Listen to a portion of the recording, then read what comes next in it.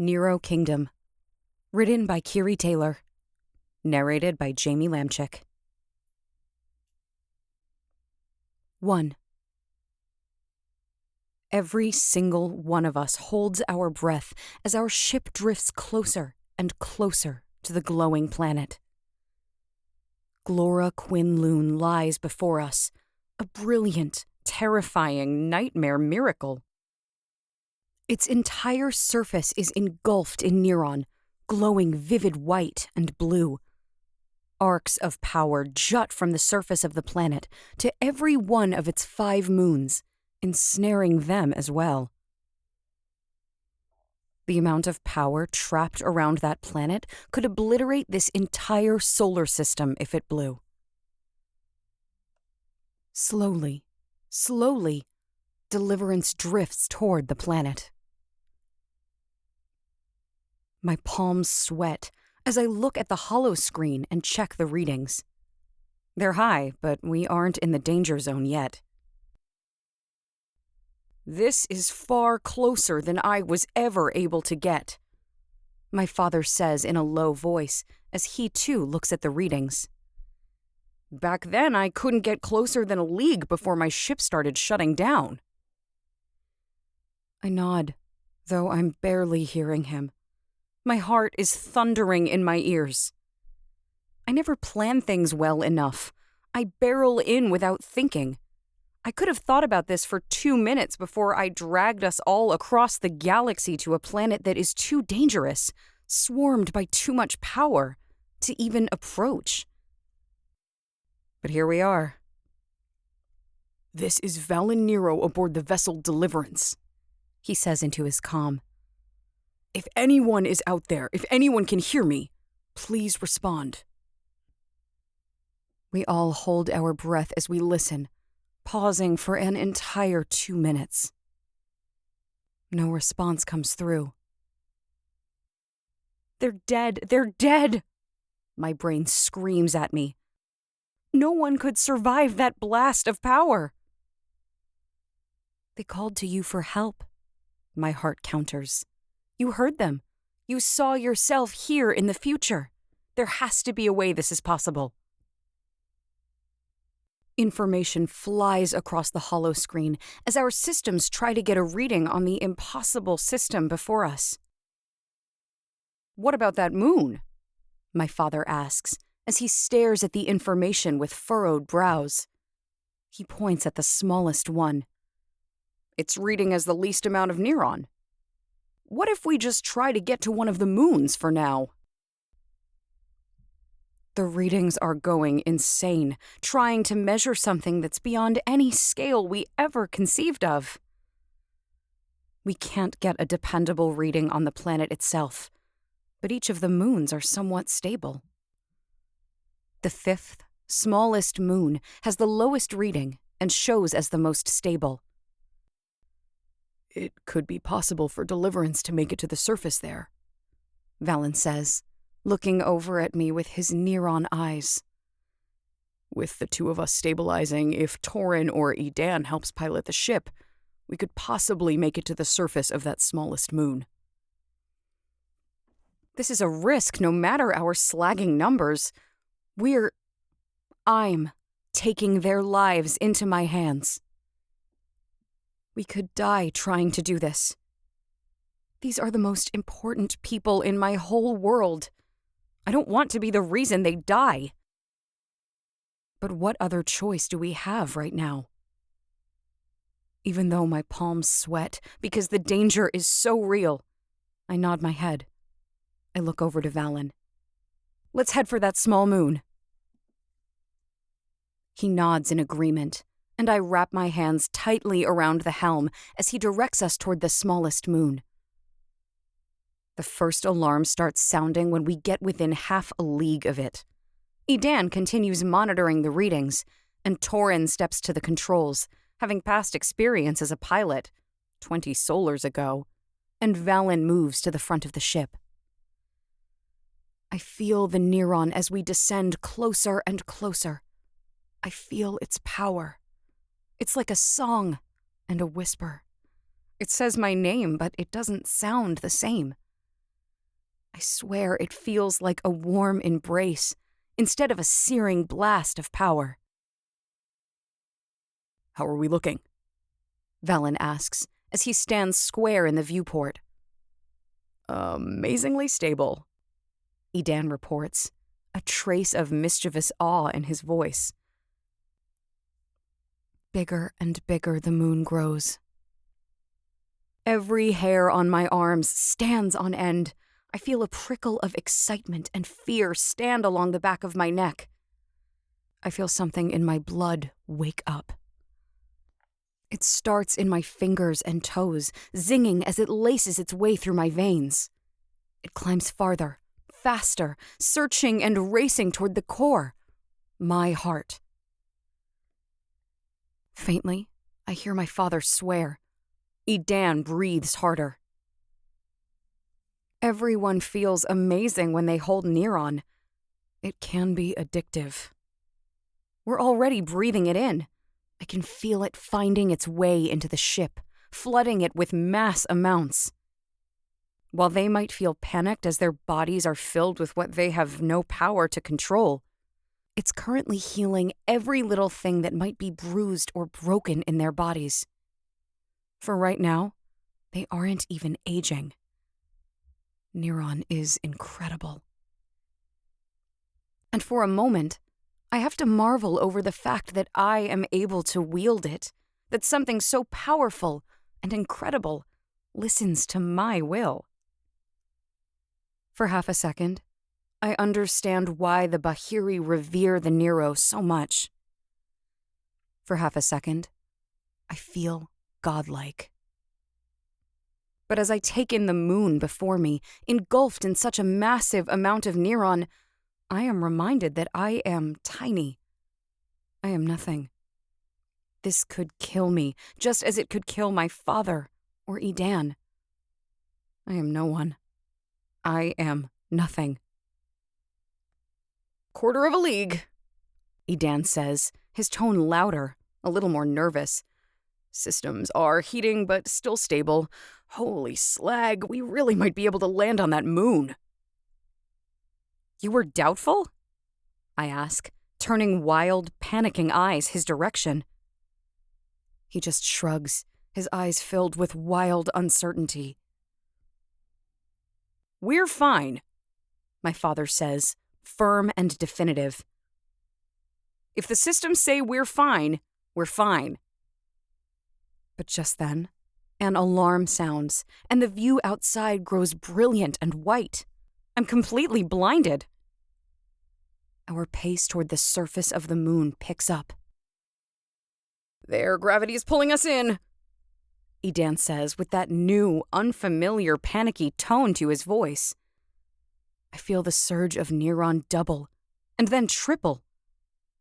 The helm in my hands surges hot and wild. I feel it as Deliverance is engulfed in Neron.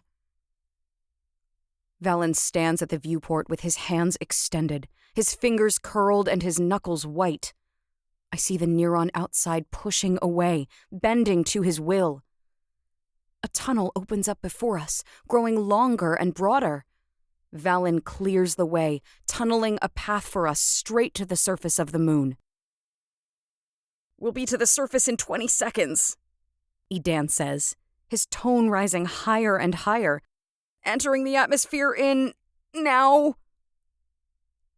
There's a sucking pop sound, and we fall even faster toward the surface of the moon. I hear my father frantically entering commands. The ship shakes violently, and the sound grows deafening, as if we've been caught in a massive windstorm. "Valen!" I yell out. The Neron around us shatters as he breaks through it with his tunnel. He grits out a deep growl, and the Neron beneath his veins surges brilliant and blue. I swear there is nothing left of my hands. The skin is burned to ash. They're just bones, being scorched to nothingness as the helm grows hotter and hotter and hotter. "Landing in 5, 4... Edan counts down, sounding absolutely terrified. Frantically, Valen shatters the frozen Neron. Desperately, my father wrestles to get control over the ship. 3, 2. I squeeze my eyes closed. Mentally, I push out to all the neurons surrounding us. I find the surface of that moon. I scream as I scramble to find balance. 1. There's a deafening moment of silence as everything around us stabilizes. And then the slight groan of the ship's landing gear as we drop our weight onto it. And then there are the sounds of decompression as we settle onto the surface of this foreign moon. The core of the ship cools, and all the heat in my hands disappears. I whip around, looking for my dad and Edan. Everyone okay? Edan looks ahead, his eyes frozen, his expression stuck in shock. But he nods his head just a little. We did it, my father says in little more than a whisper. We landed on part of the frozen kingdom. I allow myself just a little bit of a smile. For a second, I take that in. I'd never even heard of the frozen kingdom until about a solar ago. But the legend of it, the mythology of what it is, exceeds even Valen's own mythos. We are here. I look to Valen, and I feel the door between our minds open. What about here? He prods into my mind. Does this feel like home? I don't know, I say, shaking my head, even though no one else heard Valen's unspoken question. There's something about the Neron here. It's different. Like it knows my name. Maybe it does. Valen answers me. I don't understand what that means. There's so much about this galaxy that I doubt I'll ever understand. It isn't my right to. I can't get any kind of reading, Edan says. He doesn't know that he's interrupting a telepathic conversation. I have no idea what's going to happen when we open that hatch. We might all just instantly die. I need to get out there. I speak before I think. I go to stand next to Valen at the viewport. I see scorched earth around us because Deliverance is so powerful. Beyond that, all I see is white, frozen Neron. Valen, I want you to create a shield, I say, looking at the hatch. Keep yourself and Dad and Edan protected. I'll lower the hatch and go outside. If anything goes wrong, at least you can close it and get off this moon. Nova, that's... My father begins to protest. Trust her, Torin, Valen says, cutting him off. She knows what to do. I meet Valen's eyes, grateful for his faith in me. I wish he could sometimes have that same amount of faith in himself. I walk toward the hatch, telling myself to keep moving forward without fear. But still, when I'm in place with my hand hesitating over the control, I look back. Valen stands in between my father and Edan, and I make out the shimmering blue bubble that surrounds them all. I summon Neron, the easiest I ever have, creating a shield around myself. With one nod to my family, I press the control, and the hatch begins to open. The already blinding light grows increasingly intense as the doors open, letting more and more inside. I raise a hand to shield my eyes, but it doesn't do a bit of good. One step at a time, I head down the ramp. I take a cautious breath in and find that there is oxygen. It tastes charged. It tastes like power and magic. I feel Neron rush in my blood, and I feel absolutely electric, like I could fly, like power will crackle from my fingertips at the slightest thought. I don't even know how to describe it. I feel like a goddess, returned to the source of her power. I'm hardly even breathing as I walk down the ramp. My footsteps barely even feel as if they're touching solid surface. Nothing.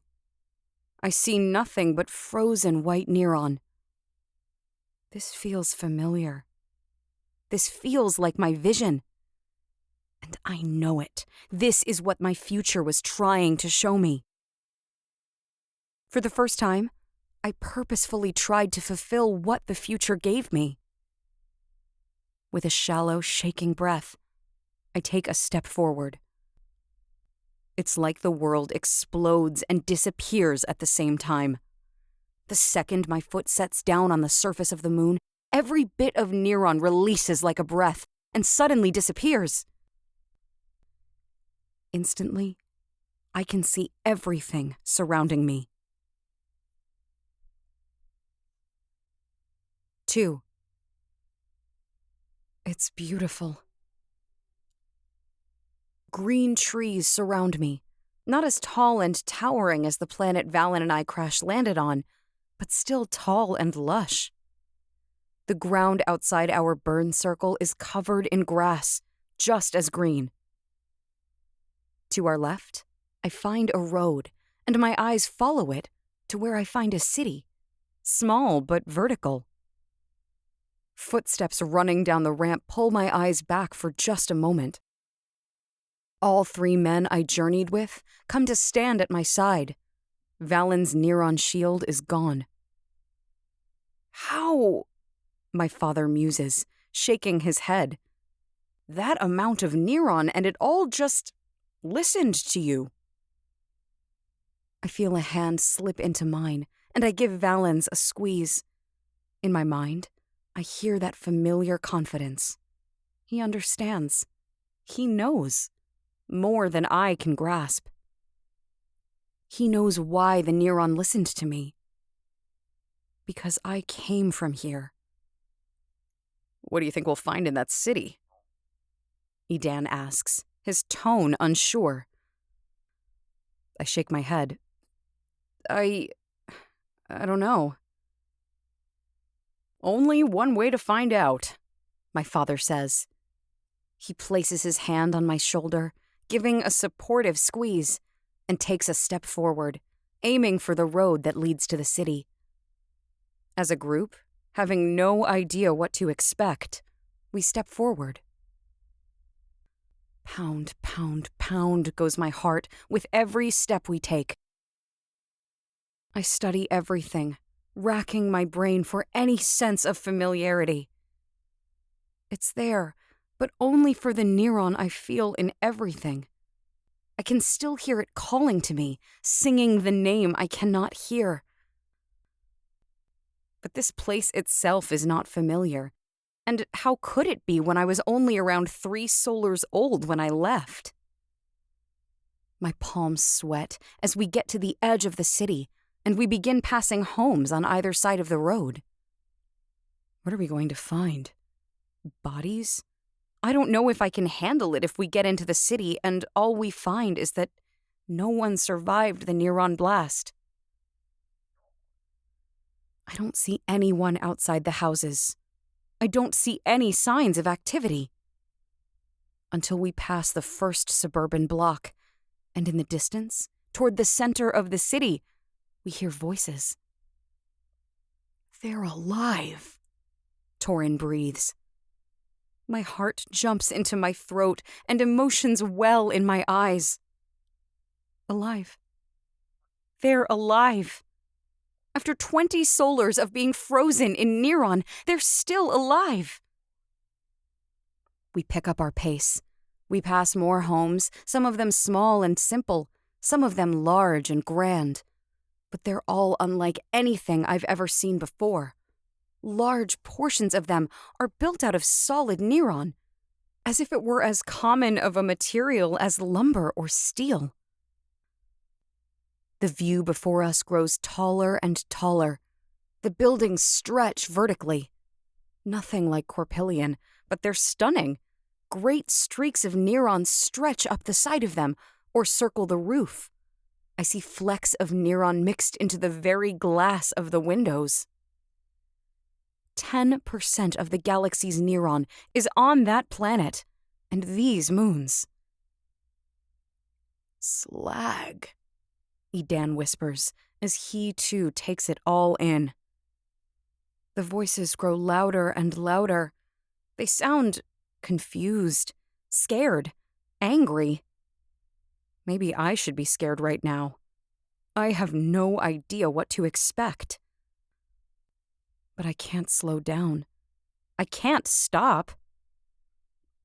I have to get some answers, see some proof, make this real. We turn a corner around another block, and down the road, I get my first glimpse of the residence of one of the moons of the Nero kingdom. A massive crowd is gathered in what I think is a park, set right in the middle of the city. They chatter with one another, their voices animated. Raining through the very air is terrified confusion. How are we going to break it to them that 20 slagging solars have passed? Edan whispers when we slow in our approach to the crowd. It isn't going to come from you, my father says in a firm voice. You let me do the talking, I say, glaring back at the both of them. My father nods. Edan gives me a little snarl before sticking his tongue out at me. I shake my head. I can't do the antics right now.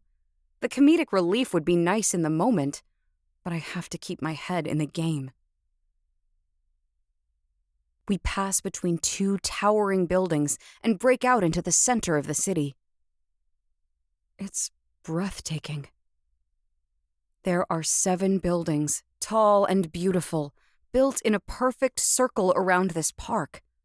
The building at the head of it all is pure white, with one slender strip of solid Neron rising right up the center, pointing straight at the sky.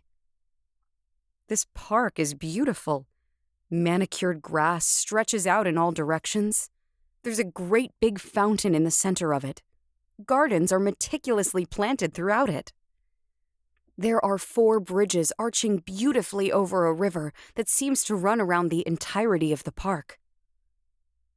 There are hundreds, possibly thousands of people gathered here. Valen and Edan and my father and myself stand among the people, and I don't know what to do. How do I even start? Who do I talk to? They have no idea what's just happened. I don't know how to tell them.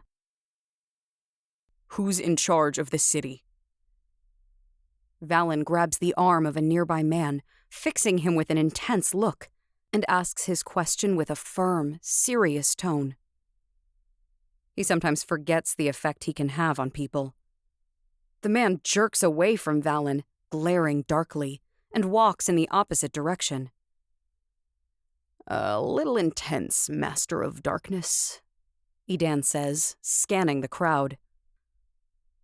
I squeeze Valen's hand, meeting his eyes, which tell me he didn't give 1 second of thought to how to ask the question without completely intimidating anyone. I let go of his hand and step forward into the crowd, searching for the right person to talk to. I choose a slightly older man, probably close in age to my father. He has silver hair and kind eyes. He talks worriedly to his daughter standing at his side, close to my own age. Excuse me, sir? I say, keeping my tone slightly submissive. Could you help me? His eyes turn to mine, and I meet his green ones. Do you know what just happened? He asks. Looking directly into his eyes, seeing the confusion there, it really hits me. 20 solars. For 20 solars, these people have been frozen here. They've been trapped. I think it will be as if no time has passed, Valen once said. I have no idea if these people all look the same as they did when the blast happened.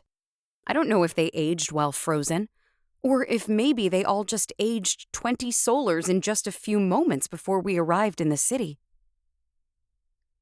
But I know that everything they missed was huge.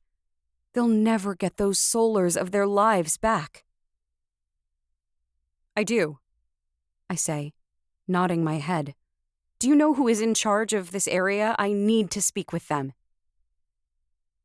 A look of surprise fills his eyes, but also a hint of relief. Answers. All these people want are answers. But then his eyes narrow, and I see them slip over me. He studies my lips, the shape of my cheeks, my brows, before going back to my eyes. You seem familiar, he says. I've seen you before. You visited with your sister last solar, right? You came for the summer solstice celebration. I blink 7 times, pulling back from him.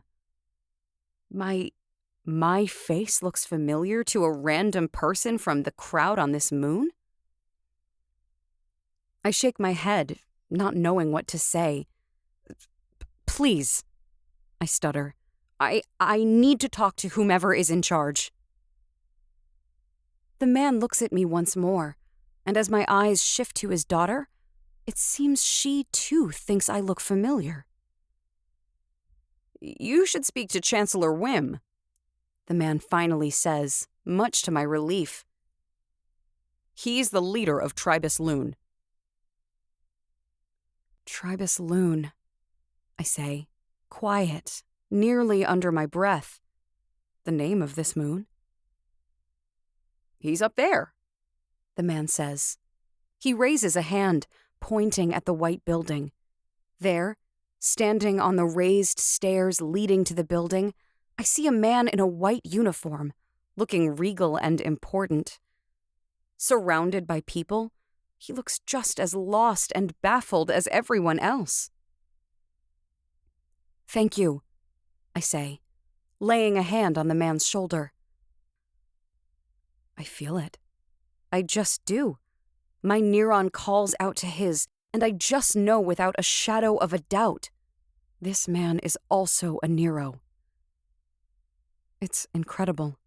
After so long believing the only Nero in the galaxy left was Valen, to just find one as a random stranger in a crowd seems impossible.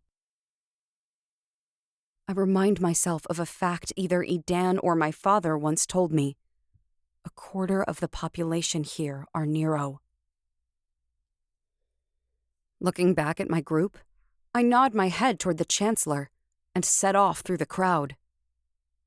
As I bump into shoulders, I feel all of them, too. I can pick out the Nero as easily as I can tell who has blonde hair and who has black or red. The stories were right. Somewhere between 1/4 and 1/3 of the population are Nero. I'm so focused on getting to Chancellor Whim that I'm not paying attention to the conversations around me. I'm not noticing how there's a ripple of panic beginning to spread through the crowd. I don't hear them on their communication devices trying to contact loved ones, off-moon jobs, other important people. My eyes are just fixed on the man in white. Through the crowd, I push my way. As people take note of me, I do hear a name slip over lips. Amora. Amora. Amora. Who is this person? I must look a lot like her for all these people to be uttering the same name. My heart is hammering through my chest as we approach the great set of stairs that leads up to the Capitol building. My eyes rise up, and as if he knew I was coming for him, Chancellor Whim's eyes slide over to meet mine. He instantly freezes, as do the people who surround him, all important, official-looking people. Amora? Chancellor Whim asks, with a hint of uncertainty. With his attention, the crowd begins to fall silent. At first just in the front, where they can best see his reaction and hear the name he just said. But the space grows more and more quiet. I ascend 5 of the steps to the halfway point. My name is Nova Ainsley, and if you are the leader here, I need to speak with you. Chancellor Whim blinks 4 times, staring at me with a remarkable intensity. He doesn't believe I am who I say, and not this Amora. Please, I say. I don't have any of my normal bravado. I'm not faking anything right now. Over the past solar and a half, I've been pushed beyond the circle of my comfort zone. I've felt overwhelmed and out of place. But it's nothing compared to how I feel on this planet full of lore so spectacular, it's been kept a secret from most of the galaxy. I must speak to you. I think I might die in the 5 moments he takes to finally nod. But he does, and the others step away from him as he extends his arm back toward the Capitol building. Please, come with me. 3. My entire body shakes with fear and uncertainty, but I take 1 step forward after the other, finishing my ascent of the stairs, and then across the smooth ground, toward the building, my family in tow. The building we enter is clean and pristine. All the details are white and silver and a pale blue. It's just as beautiful as the rest of the planet. Chancellor Whim leads us into the building, swings open a giant glass door, and inside we find a glossy, solid black table with 24 chairs around it. When we're all inside, the Chancellor places his hand on the inside of the glass door, and the entire glass wall exposing us to the interior and exterior of the building go a solid pale gray. Your timing is nothing if not suspicious, and if you are not Amora, who the void is Nova Ainsley? The man says as he turns around and fixes us with cool gray eyes. I stand at the opposite end of the table, Valen seated beside me. Edan sits just on my other side, my father next to him. I feel like I'm going to pop, like I've been wound too tight, and now that we've gotten to my short-term goal, I can't contain everything anymore. I don't even know where to begin. I go with honesty. There is so much to tell and way too many holes that I don't have answers to fill. Chancellor Whim rests his fingertips on the black tabletop, mirroring my position. The look in his eyes is intense, penetrating. He doesn't come off as a cruel man, but he is an intense man. A man with crystal clear thinking and an educated tongue. Why do I get the feeling that you're not from around here? He asks. It's because we're not from around here? Edan speaks up, and I'm actually kind of grateful for his careful wording. Then how did you get through our security when we've been on lockdown for the past 16 hours? You should have been shot down from the skies, Whim says.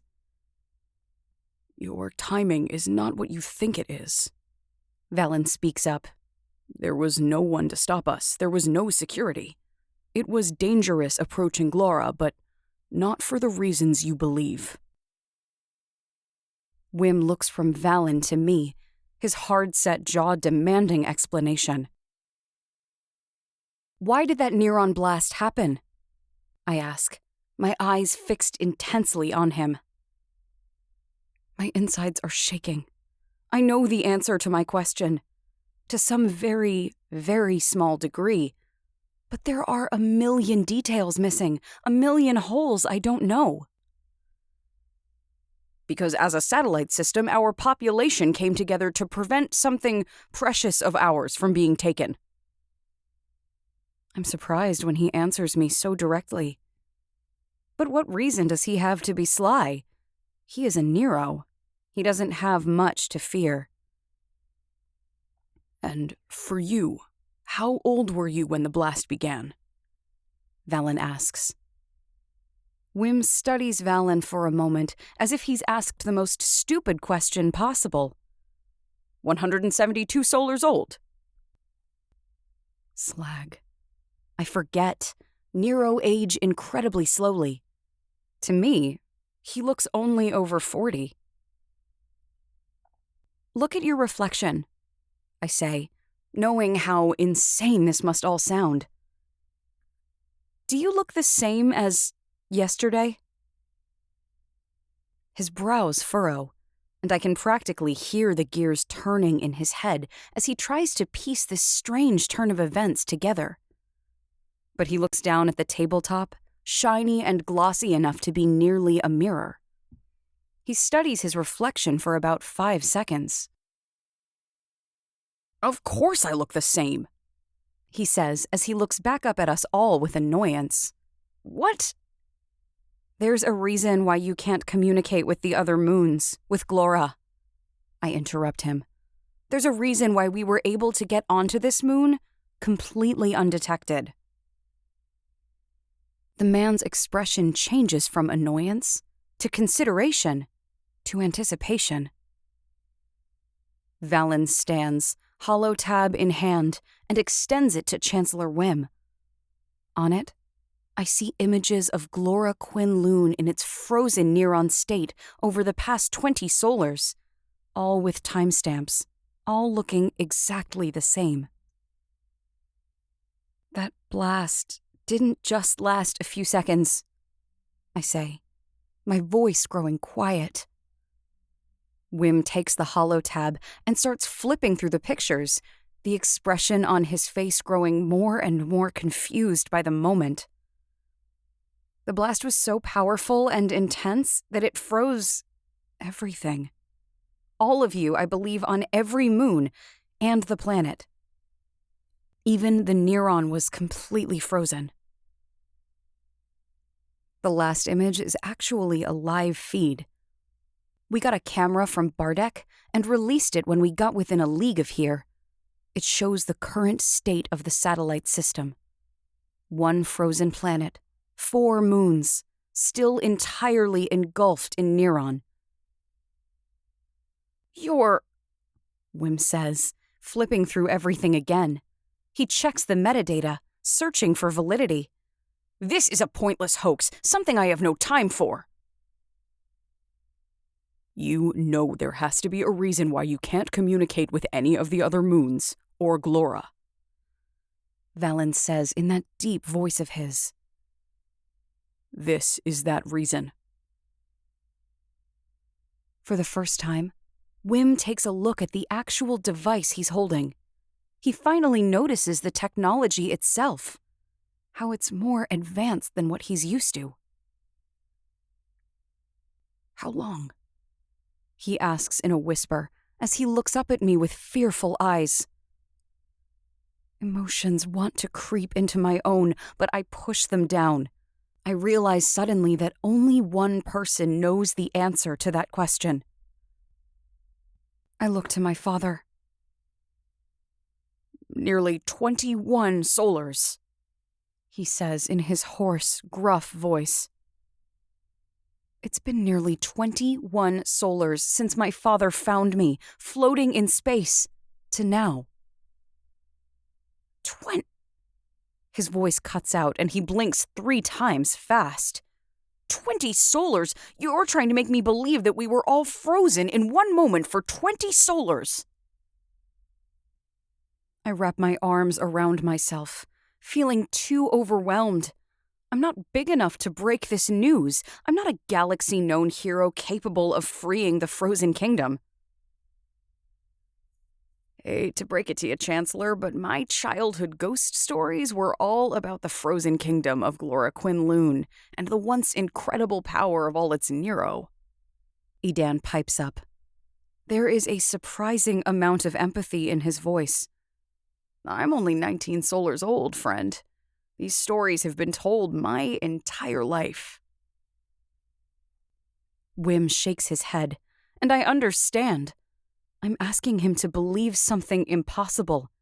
I'm telling him that he survived in stasis, in a vulnerable state, for 20 solars.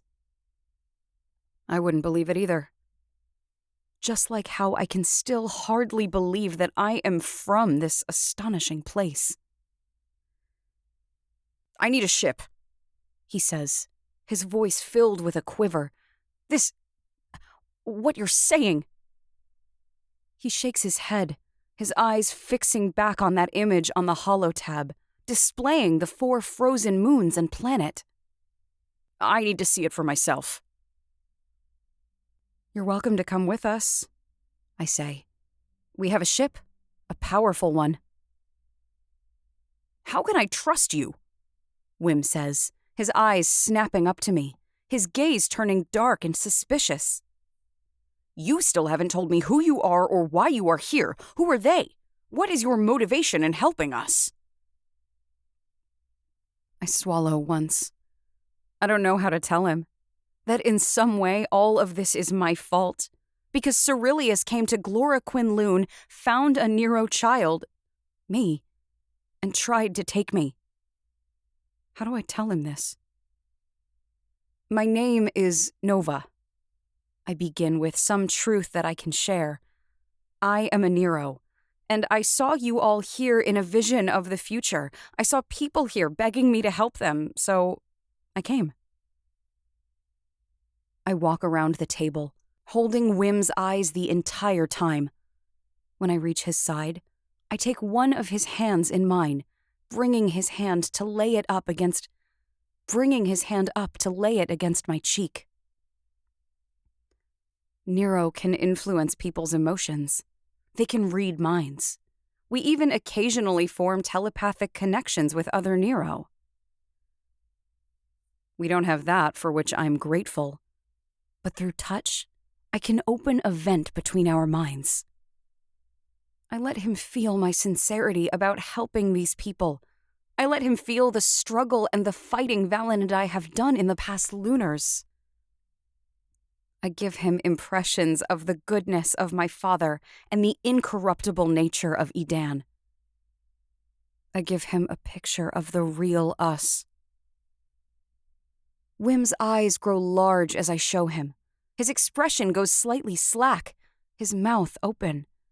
His eyes flick between both of mine as he gets all of my determination and will and my hope for the future. The moment I let go of his hand, Chancellor Whim drops to one knee, lowering his head. I will do whatever is necessary to help you, Nova Ainsley, he says, while keeping his head lowered to the floor.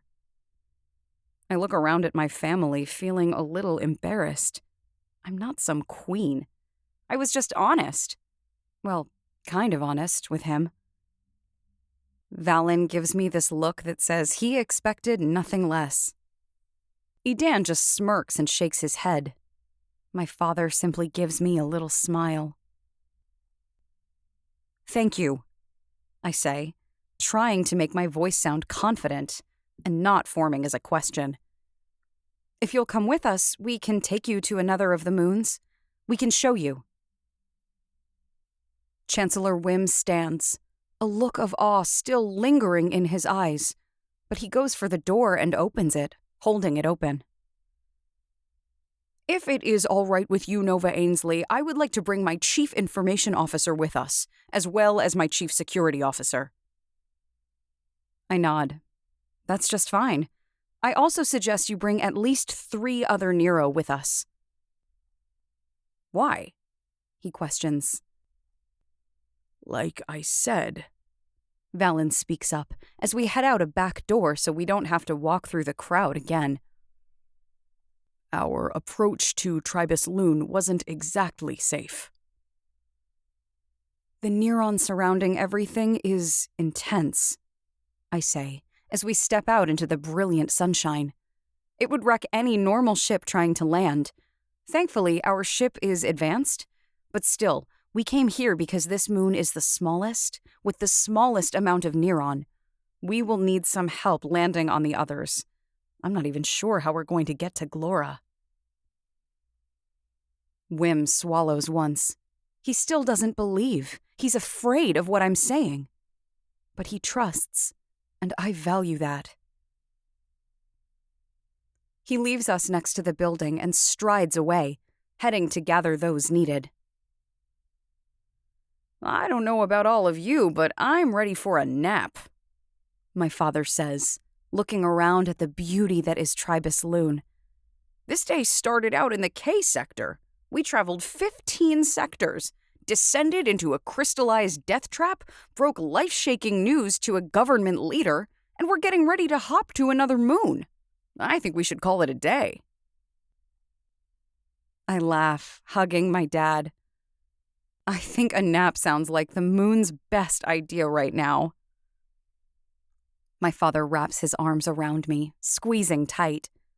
I kept thinking I was going to pass out from overload. You did amazing, my father says, as he presses his cheek into the top of my head. You gave Chancellor Whim exactly what he needed to trust us. You realize you're stuck in all of this for life, right? Edan says. You're way too slam good at this stuff to just walk away and go live a normal life. What are you talking about? I balk. I'm faking every slam second I'm awake these days. I never have any idea what the void I'm doing. It's a minute-by-minute flight of panic and survival. No one in the entire galaxy improvises like you do then, Nova, Valen says. And I love the admiration in his voice. I love his confidence in me. So, have the two of you talked a date for the big day yet? Edan asks, nudging Valen with an elbow. The galaxy has their queen. When are you officially becoming its king? I huff a laugh and shake my head. I had almost forgotten, and it's ridiculous and sad. Valen asked me to be his wife. I always knew it was coming, that we would be together in the future. We have our children waiting for us at some point. But I haven't had 2 seconds to think about the fact that that future is coming to pass. Valen asked me to be his wife. At some point, we're going to get a moment to breathe and think, Valen says, fixing me with his intense blue eyes. And then we can talk details. Until then, I'll just keep following Nova around the galaxy until she gets tired of reminding me how to behave. I step away from my father, crossing the space to Valen. I lace my fingers into his and rise up onto my toes, pressing a soft kiss to his lips. You're going to follow me around the galaxy for forever, then? Valen smiles under my lips. Good. I may already see you as my son, Valen, my father says after he clears his throat. But this is my daughter. You can save this for later. Sorry, Torin, Valen says, suppressing a smile and stepping back from me, though he retains one of my hands. Just then, Chancellor Whim and 6 others step back behind the building. They're all very regal and tough-looking. Every one of them cases us up and down, instantly evaluating us outsiders. We're ready for departure, Whim says with a nod. If I were a polite, normal person who liked people more than I do outside my tiny circle, I would bother getting their names, learning their positions, and generally being a good person. But I don't. I'm just doing my best not to get entirely overwhelmed moment by moment. We head outside the city and aim straight for Deliverance. This, one of the newcomers says in awe as our ship comes into view. This is your ship? Yes, I say, feeling a bit of pride growing in my chest at it, even though I didn't design or build it, for the most part. I don't think she's lying, another person says. I've never seen anything like this. Chancellor Whim takes the ship in with calculation, but he can't hide the awe from his eyes. Our ship is the most advanced in the entire galaxy. I still stare at it in absolute awe. They truly have never seen anything like Deliverance. "Come aboard," I say, barely holding in my smile. Their awe triples when they get inside. Edan goes to the information board, going over the readings, 3 of Whim's members going absolutely gooey over it. My father and I give a tour to Whim and who I think is the security officer, and another Nero. Valen stands silently and awkwardly with another Nero at the controls, ready to go. I just smile and shake my head at him. I don't like people for the most part, but Valen's dislike for them is on an entirely different level. Whim says at the end of our tour, shaking his head. "I don't want anything you've said to be true, but this ship..." He looks around once more, taking in the controls, the fittings, the helm. "This truly is something straight out of the future." I don't want it to be true either, I offer sympathetically. All we can do now is change everything. Whim offers me a tight-lipped smile and nods. "I suggest you all take a seat and strap in," Edan says to the herd swarming him. "It's about to get slagging reckless in here." As they step away from the information board, I meet Edan's eyes. He gives me this wide-eyed look, letting out a hard breath through his nose as he slumps back into his seat. Edan isn't a people person either, not by a long shot. Maybe this is how I develop my circle. We're all just a bunch of misfits who don't belong with anyone else. We understand each other in a way no one else will. Even my father lived for nearly 2 decades on a planet he didn't belong, pretending for everyone around him that he was someone he wasn't. This is only going to take a few seconds, but it will feel longer, I say, going to stand at the helm. It's going to feel like we're all going to die, but I promise we won't. "A few seconds?" one of the men says. "To get to Quatuor Lune? That should take at least 6 hours. A wry smile crosses my lips, and I feel the helm beginning to heat in my hands. Deliverance lifts off the ground, and we swiftly rise up and out of the atmosphere. "Seconds," I reiterate. "We're ready," Valen says from the controls. "Have at it," I say, my smile fully forming. With the press of a command, the helm grows wickedly hot in my hands, and then we spear forward through space. Faster, faster, hotter, hotter. This is all familiar now, but I'm filled with wicked excitement and glee as we rocket forward, sending cries of fear and shock from the new passengers. Edan lets out a whoop. And then, just as soon as it began, Deliverance slips to a stop. Ugh. Disgusting. One of Whim's men actually vomits on the floor. But there, straight out from the viewport, is the second smallest moon of Glorra, Quatuor Lune. There are no words. It's stunned, horrified silence that fills the ship. Every one of them unbuckles and rises from their seats to go stand before the viewport. They stare out, taking it all in. It's impossible to believe, even though it's right in front of our eyes. Quatuor Lune is right there. Its round shape is slightly detectable, but it's misshapen because of the massive arcs of Neron stretching from its surface back to the main planet. The Neron swirls around the moon, entirely consuming it, frozen completely still. "This is what you saw when you came to Tribus Lune?" Whim asks in a barely audible breath. I leave the helm, going to stand beside the Chancellor. It is. I look into his eyes, and I see the reflection of all that Neron in them. And it's been like this for 20 solars. I look back at the engulfed moon. Yes. He raises a hand to cover his mouth. There are tears rolling down his face. How is it possible for anyone to survive that kind of power? You did, I remind him gently.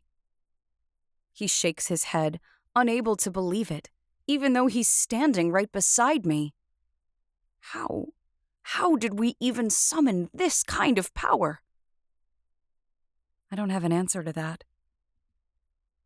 The entire system loved her, one of the women in their group says. This is what happens with a love that powerful. My throat tightens, and my heart forgets how to function.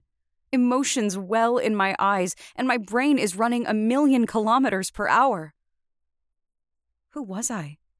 That an entire population came together to try to stop Cyrillius from taking me, causing this to happen. Who the void am I? I'm really hoping there's some comfortable beds on that planet. Edan pipes up, breaking the dead serious silence that's fallen throughout the cabin. So let's get going, shall we? We're facing this and you think you'll be sleeping tonight? One of the men asks in disgusted annoyance. Just you wait, my second soulmate says with a wicked grin. What is that? Whim begins to ask, but Valen cuts him off. You'll see, he says, meeting my eyes for just a moment before he walks to the viewport and my father takes his place at the controls. I will need the help of all you, Nero. Our ship can withstand more than any other, but we have a lot of Neron to clear. And we're not familiar with this moon. Tell us where is safe to land. With their help, we get positioned in a safe place, just outside the capital city, just like we lucked out with on Tribus Lune. And when we get in place, I once more take the helm, and we begin our descent to Quatuor. The sound of shattering Neron is deafening. Like glass breaking, amplified with sonic booms. Lower and lower, we blindly descend to the surface. We cut down through a literal hole before setting down with a hiss on the surface of the moon. Readings are high, Edan reports. I don't like the idea of just sitting here. Let's get this over with. I cross to the hatch and press the control. Wait! Half of Whim's crew yells, fearful for their lives. They clamor after me, making claims of safety, of being instantly evaporated by all the Neron. But I just smile back at them as the hatch lowers and I step out onto it. My father tries to reassure Whim's people as I walk down the ramp, but they're all frantic. I'm enjoying this way too much. I feel a little guilty, and I'm kind of glad they can't see the smile on my face. It's the same as on Tribus. I feel the Neron around me calling my name. I hear it singing, sighing. It knows me. You've returned, it says in relief. I close my eyes for half a second, listening to it. There's a pull inside of me, and I know those I saw in my vision are on Glorra. I'm coming, I promise them. I open my eyes and take the first step onto the ground of Quatuor Lune. Instantly, every bit of Neron releases, like rain falling in every possible direction, and disappears. Stunned silence lies behind me. With a little smile on my lips, I half turn back, looking at all those still on the ship. Every one of their expressions is filled with awed wonder. They look around, searching for any signs of the massive amount of Neron that just trapped this moon. People are going to be just as confused as you, I say. We should get going so we can explain. Chancellor Whim takes 3 unsteady steps forward, his eyes fixed on me. "Who are you?" he breathes out. I give a shrug, my insides shaking. "Just Nova." Valen comes to my side and I slip my hand into his. "We better go." Together, he and I head off toward the city just beyond the clearing, leading the others who trail behind us. 4. "So how long are you going to wait to tell everyone?" Valen sits in the bed, blessedly without a shirt. Through the dim light, he glows. The Neron in his hands, his arms, glows soft and bright, a beacon of the vow we made. He watches me as I walk out of the bathroom, rubbing a towel through my wet hair with my own glowing hands.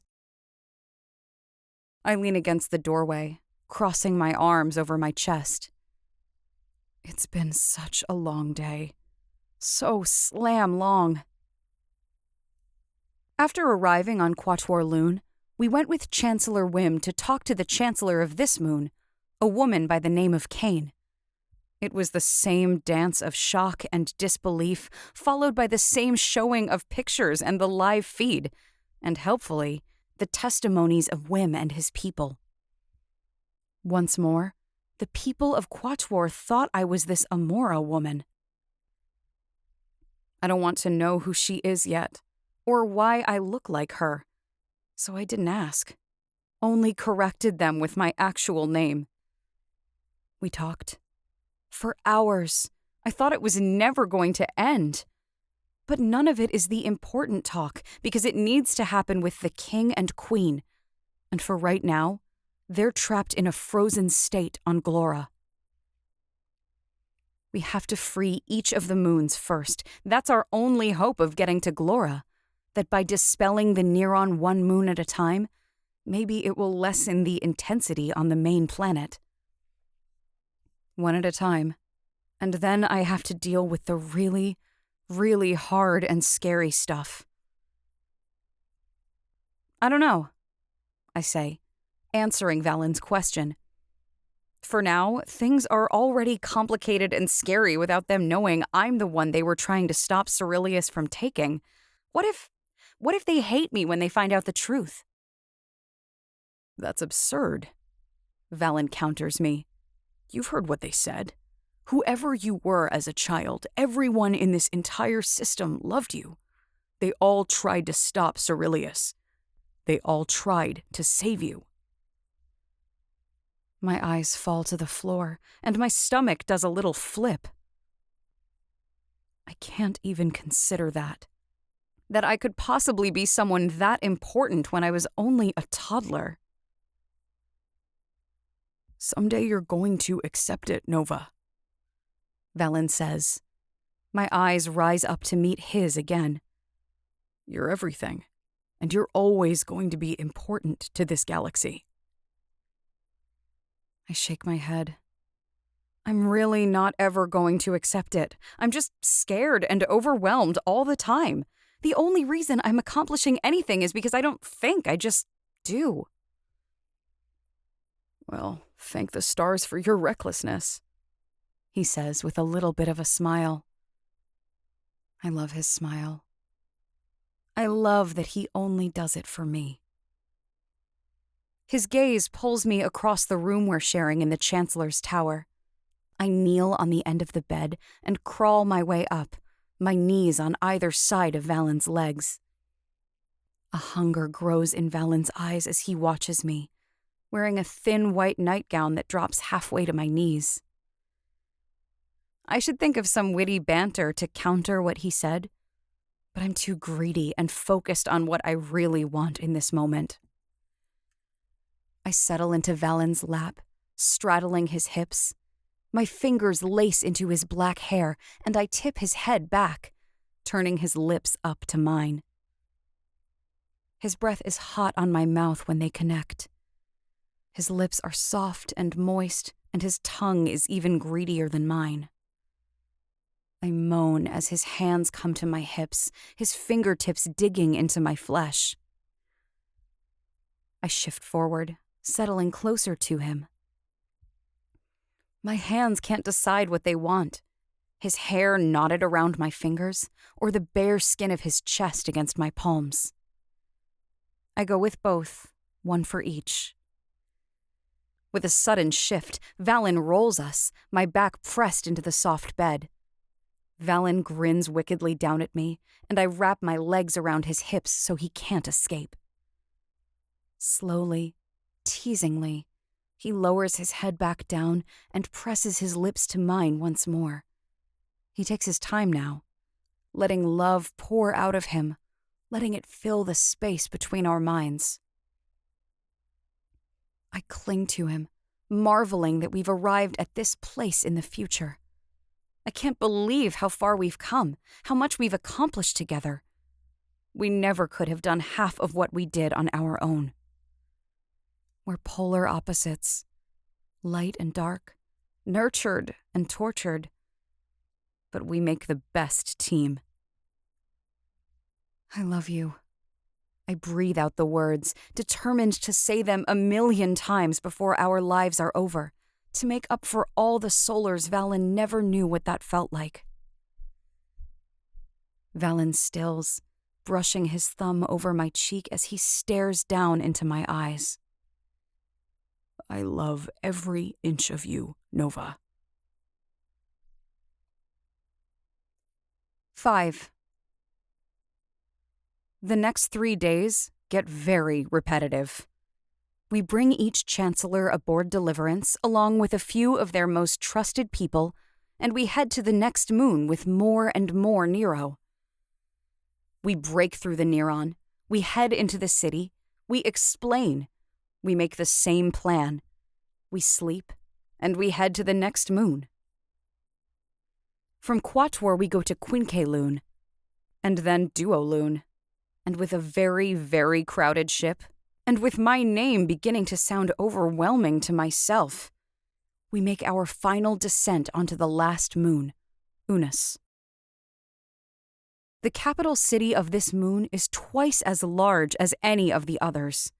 Unsurprising, considering it's the largest of the 5 moons. With the assistance of all the chancellors, we're taken straight to the leader of this moon, Chancellor Hallis.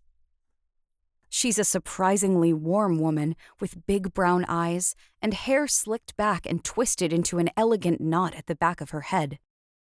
She, of all the chancellors, is the quickest to believe the insane story we tell her. Are you telling me that the threat we all came together to fight against is long gone? She asks, her expression open and hinted with grief and relief in the same breath. A pit drops into my stomach.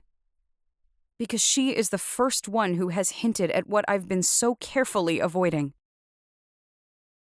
We're gathered in a spacious conference room. The walls are tall and pure white, stretching 30 feet above our heads. We're all gathered around an oblong-shaped table. Its surface is glossy, solid white, and inlaid in a ring around the edge is a strip of glowing Neron.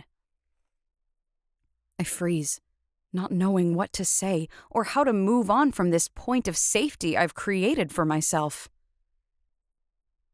My eyes flick to Valen, to my father, even to Edan. But their eyes all communicate the same thing. This is up to me. This is my story to tell, and it's up to me how to time everything. Cyrillius is not dead, I say, swallowing once before my eyes slowly slide back over to Chancellor Hallis. She's flanked by the other 4 chancellors. and he is on his way back to Glorra Quin Lune, but he is not the danger or threat he once was. I still can't believe it, Hallis says, that he managed to infiltrate us like he did. Out here on the edge of the Eon Galaxy, his company has held no ground. Very few of the average citizens even know his name, certainly wouldn't know his face. But the leaders, our army, they knew who he was. How he managed to get through our defenses. She shakes her head, and I see her grief and regret written all over her face. Cyrillius is always one step ahead. Valen speaks up, holding my hand firmly beneath the table. There's a reason he's dominated the galaxy for decades. And you're telling me that's changed now? She asks with one raised eyebrow. Not in mocking, just in surprise. Valen and I both nod our heads. We've dismantled his stronghold, Isroth, I say. I don't tell her the full truth, that I built a weapon that completely obliterated the planet. I don't want to scare them. And we destroyed his ship, the Dominion. We got the entire galaxy to turn against him. He's on the run. And why is it here that he's running to? Chancellor Hallis asks, resting her head against two of her fingertips. My blood goes cold again. I don't want to go further down this road. But there is a current pulling me along and I can't stop it. I have to embrace it. Because he thinks if he can get another Nero on his side that he can fix everything. I say, my voice coming out hoarse and rough. It's quiet for a moment, and I can physically feel the anger building up from all the chancellors in the room. He thinks he can succeed in what he once failed to do. Hallis says. There's something in her eyes, and it pins me to my chair. Like she is a rolling boulder, and I am a tiny insect at the bottom of the hill. He truly is an ambitious man, considering the child he once tried to take has now returned home to save her people. The room is entirely silent, save the sound of my heart pulsing and thrumming through my entire body. I feel as if I'm pulsing, one heart that is an entire body, and the total galaxy has fallen still and silent. Hallis looks at me with confident, knowing eyes. Your parents would be so proud, Hallis says, piercing through the silence. Her voice is kind, gentle. There are 5 beats as everyone processes what she's said. You know the Ainsley family? The Chancellor from Duo questions. When have you ever been to the U sector? A small smile forms on Hallis's face, and she shakes her head. I think you all saw it the moment you first laid eyes on this brave young woman. You all know her. She is one of us, and we are hers. My heart thunders in my chest. It pounds harder and harder, and I'm only breathing in tiny, shallow breaths that don't fully reach my brain or my heart. I knew her from the moment I saw her, Hallis says, sitting straight, folding her hands elegantly in her lap. It wasn't just some random Nero child Cyrillius tried to take. While we love all our children in Glorra Quin Lune, not any child would have rallied every member of our population in a rescue attempt. My palms are sweating, but Valen's grip on my hand doesn't slip. He squeezes, holding me grounded on this insane version of reality. You all thought she was the Queen's sister, Amora, Hallis says, never once breaking eye contact with me. But do you not see her eyes, the shape of her mouth? She could be no one but the daughter of King Odo, the daughter of Queen Ileana. Hallis leans forward, and I am entirely frozen. After all these solars we didn't even know passed, our princess has returned to us as a woman, as our savior. Welcome home, Nero. 6. I really don't realize it when I rise up out of my seat and walk out the door. My brain is simply frozen, rewound, and sitting still and silent in the moments before Hallis said what she said. My feet are moving, but my mind isn't controlling them. There are hallways and a door and another hallway and then one more door. I don't realize I've left the room until I'm standing in front of a large window, overlooking the city that surrounds us. And in the sky, beyond this moon, there is a huge orb, engulfed in Neron. Glorra is fully in view. On all the other moons, they were not in rotation to see Glorra from the cities. But I can see it here. Huge and massive and utterly terrifying. It looks like it's about to crash into this moon. It looks like death and destruction just floating there in the sky. It doesn't change anything, Nova. My father's voice sounds from behind me, startling me as my shoulders jump up to my ears, and my heart lands in my throat. Who you are, the person you've become, this doesn't change any of those things. He stops just behind and to the side of me. I shake my head. He doesn't know that. He can't know that. But I don't have the heart to say it to him. Holy slag, Edan says from somewhere in the middle of the room. Hallis is right. Look at this picture of the royal family. I mean, you can't be more than 3 solars old, but there's no question that's you, Nova. My father turns and goes to look at the holotab I know is held in Edan's hands. But I don't look. Something slips over my father's lips, but I don't catch the language. Just one more reminder of this reality. My father was once a soldier and mechanic on the planet Orhemia. He speaks a language I've never heard him use. He mutters in my own tongue. It's like this was yesterday. This picture must have been taken within weeks of when I found you. You looked just the same, Nova. Everyone is right. Valen speaks up. I see why they all thought you were the Queen's sister. You look a lot like her, except for the eyes. I let those eyes slide closed.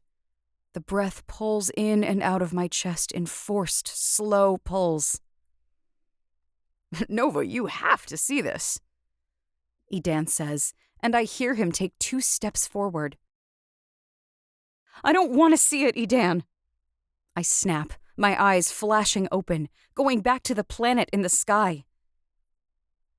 He instantly halts, and silence falls in the room. Breathe, breathe, breathe. My brain begs me, but my heart is hammering so hard and fast, I'm afraid I'll just be dead in 2 seconds. Give her some space, I hear Valen say quietly from behind, then the shuffle of feet and the closing of a door. But I'm not alone. Valen walks back across the room, and I hear him stop just 2 steps behind me. I don't want to be anybody. The words crack out of me, hardly distinguishable. I wanted a bigger life.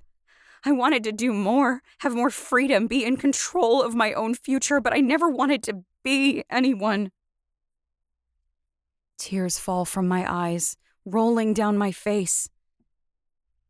I wanted dominion to end, I say as I wrap my arms around my waist. I wanted Cyrillius to pay for his greed, but I never wanted to be the person at the head of it all. I would have been good in the crowd. I would have built the most amazing weapons for the person who wanted to be that someone. Valen doesn't say a word from behind me, but he's here, And he knows that his ears are exactly what I need right now. I just need his acceptance. And I've been so slam scared ever since I saw this place and those people. The words leave me as I miss a breath, trying to suck it in. My lower lip quivers as I now realize who those people were that I saw in my vision. I was too scared to even think about this place, but somehow I am this person and I couldn't just ignore it. But this... I shake my head, letting my face fall toward the floor as tears freely flow from my eyes. Hallis's words play through in my brain, over and over and over. Why did I have to be this? Why couldn't... I drop to my knees, and Valen wraps his arms around me just in time to soften the fall. I let sobs rip from me as he cradles my head into his chest, wrapping me up. And it's exactly what I need right now. I need to be someone weak. I need to be held. I need someone else to be the strong one right now because I'm just too tired and overwhelmed, and I can't be this person fate keeps pushing me to be. I can't do this, Valen. I sob, my words coming out in broken huffs of words, ripped apart with my tears. This won't last forever. Valen whispers into my hair.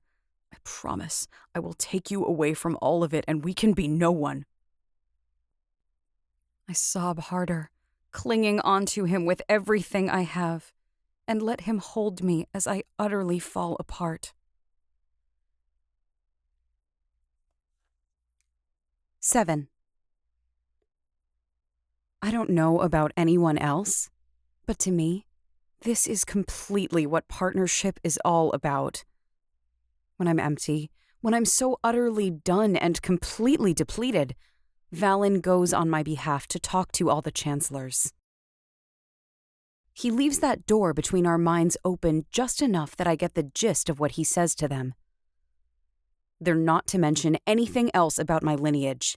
They're not to address me by that foreign name. They are not to expect anything from me right now, besides going to Glorra and releasing it from its Neron. They are not to expect me to be their princess. He doesn't let me listen to their responses, and for that I'm glad. But I also have a feeling Valen hardly gave them a chance to give a reaction. He may not be Cyrillius's right hand any longer, but his presence is still more dominating and commanding than anyone I have ever known. He returns to me and takes my hand, and he leads me up 8 floors to the top level of this building. He gets me into a shower, hot enough to force my muscles to relax, and then he takes me to the bed and makes me forget that I am anything but a woman who exists only for him. I wake at dawn. Valen still sleeps, and I can't ever bear to wake him up. He looks so peaceful in that state. So I get out of the bed without disturbing him, and I go to get ready for the day. I find a pair of clothes in our closet, which I realize is actually some kind of elevator. The clothes are exactly Valen and my sizes. I'm trying to think when I actually got to wear and pick my own clothes. Honestly, it feels like since I was on Corpillion. I make a decision then. As soon as I'm done here, I'm going to hire someone to make me an entire wardrobe, and I'm going to pick and choose what I will look like. And then I'm going to have my own closet, somewhere, where those clothes will find a permanent home. I hardly even know what that word means anymore. I've been in a constant state of movement and travel for a solar and a half now. So as I dress in the clothes left for me, gray and black and Neron blue, I decide that is my goal. I do best when I have something to focus on and work toward. I'm going to find and establish a home. I'm going to make it perfect. And Valen and I are going to live there, and we're going to sleep in the same place for at least 2 solid lunars. I nearly laugh at myself as I look into the mirror and braid my hair in one long plait down the center of my back. It sounds insane after what my life has been for so long. But I can and I will do whatever I set my mind to. Valen sits up in bed, staring at me with squinted eyes as I walk out of the bathroom. Did you sleep? A smile pulls at my lips. I slept quite well, thank you. He arches an eyebrow and a wicked smile pulls in one corner of his mouth. Ready for the day? He asks, though, instead of taking things 2 seconds further and convincing me to stay in this room for the rest of the day. I am, I say with a determined nod.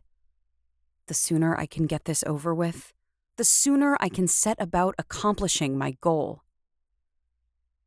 Valen gets dressed and has his hair done in about 2 minutes flat. And together, we take the lift back down to the ground floor and head for that conference room. Chancellor Kane was already inside when we walked in, and I'm just about to greet her good morning when Hallis walks in right behind us. I hope you slept well, she says. Her voice is kind, but I can't help analyze her tone for any ramifications of what Valen spoke to them about on my behalf. But there isn't anything. Just genuine well wishes for my slumber. I did, thank you, I say with a simple nod. If you're ready, I'd like to make plans for our approach to Glorra today. She blinks twice, the only sign of her surprise at my sudden switch from last night to this morning. I think that sounds wonderful. Knowing what I do now, it's hard knowing there are still millions on Glorra, trapped, having no idea what is going on. I nod, calming Edan again to hurry up and get down here with my father. I think we need 50 Nero to get through all that Neron, I say, and Valen pulls up the live feed of Glorra on the massive screen above the conference table. With its size and the amount of Neron, I don't want to take any chances. I can get you 100, if you like, Hallis says. I shake my head. We have to make the approach in our ship. It's unique. I don't think any other would withstand the intensity. We can't fit more than 50 aboard. Hallis gives an understanding nod, and just then, all the other chancellors walk in, flanked by my father and Edan. I'm in a little bit of a hurry, so I'd like to depart in 3 hours, I say, and at my declaration, I feel a mental prod from Valen with a question. In a hurry? Later, I mentally say back to him. How close can we land to the center of things? I ask. Our ship does some damage when we land. One of the chancellors, I haven't even bothered to learn his name, pulls up a map and goes over the options. There are fields to the north of the citadel. There's a massive lake and a forest to the south, farther away. We decide on the fields, and we'll keep our fingers crossed we don't severely hinder some farmer's income or the local need for whatever crops are being grown there. With the plans made as far out as I ever worry to think about, I leave the conference room and start toward the ship. What are you in a hurry for? Valen asks quietly, so Edan and my father don't hear him from a few paces behind. I have a new goal, and I'm quite anxious to see it come to pass, I say, as I step out of the building and aim toward the forest where we landed. And do I get to ask what that might be? Valen says, glancing over at me with furrowed brows. I look over at him, smiling, and take his hand in mine. Normal. That's my new goal. And to have a bed I get to sleep in for 2 consecutive lunars. Valen arches an eyebrow at me. I like this goal. I flash him a grin and quicken my pace. We requested a refueling for Deliverance, and the Neron tanker ship is just leaving when we arrive. The massive core that runs along the entire roof of the ship is glowing, brilliant, and ready. With our jumps throughout the galaxy, we burn through Neron much faster than any other ship. My father and I spend the next 2 hours going around the ship and through all of its components and workings, making sure nothing has been damaged in our dangerous descents to the moons of Glorra. The paint is looking a little worse for wear, and our Neron was nearly depleted, but other than that, it's survived like the glorious slam miracle it is. "You could change the galaxy, you know," my father says when we've settled inside the ship, waiting for a whole herd of Chancellors and Nero to join us. "If you gave the designs of this ship to the planets for mass production." "No one outside of Calypso and Glorra would benefit, though," I point out. "Don't forget, Deliverance requires 2 pilots, and one of them has to be a Nero." My father shrugs in acceptance. "Maybe that will change now. Now that Dominion is dismantled, maybe we will start to see more Nero being born." I hope so. It's sickening to think that an entire race, my race, of people were nearly driven to extinction because of Dominion's dominance over all the Neron-rich planets. But the thought does get my brain turning. Suddenly, I'm seeing a new kind of core, thinking of new ways to compress it, maybe even run off solid blocks of Neron. Suddenly, I'm designing something similar to the helm, yet entirely different. I jump to my feet and go to the hollow screen that holds the information system. I switch the program to a design one, and my fingers can't move fast enough to keep up with my brain. My family just chuckles at me, shaking their heads, and they leave me to it. I swear I've only been working for 5 minutes when a whole mass of people walks up to the hatch, but in reality, it's easily been 45 minutes. I save my work and quickly close it, hiding it from curious eyes. "You weren't exaggerating when you said your ship is special," Alice says, her eyes big and wide as she takes everything in. "I got the report of how much Neron we fueled this with, and I thought there had been a mistake." I offer her a smile, but my brain keeps going back to the design hidden in the brains of the ship. And now I have a new goal added to my normal one. My hands are itching to find supplies. "Welcome aboard Deliverance," Valen says, standing with his feet apart, his hands clasped behind his back. His soldier is showing. "You say this was designed by Dominion?" Alice asks, casting her eyes about the ship. "Yes," I say, hating the fact. But they never completed it, which in the end was a blessing. Valen and I found an entirely different way to pilot the ship. We made our own modifications that worked to our benefit. Alice raises a fascinated eyebrow. "Impressive." The ship grows more and more crowded. We've never flown with more than a dozen aboard. We can't disperse others to the sleeping quarters or the kitchen to make more room. They all have to be here, at the ready. They crowd the command deck, every single one of them marveling over our ship. And I marvel at them. Every single one of them is a Nero who has always known what they were and what they were capable of. Suddenly, I realize that Valen and I could ask them questions. We could probably learn so many new things about ourselves. Oh, how Tomas and his Bahiri would absolutely lose their minds here.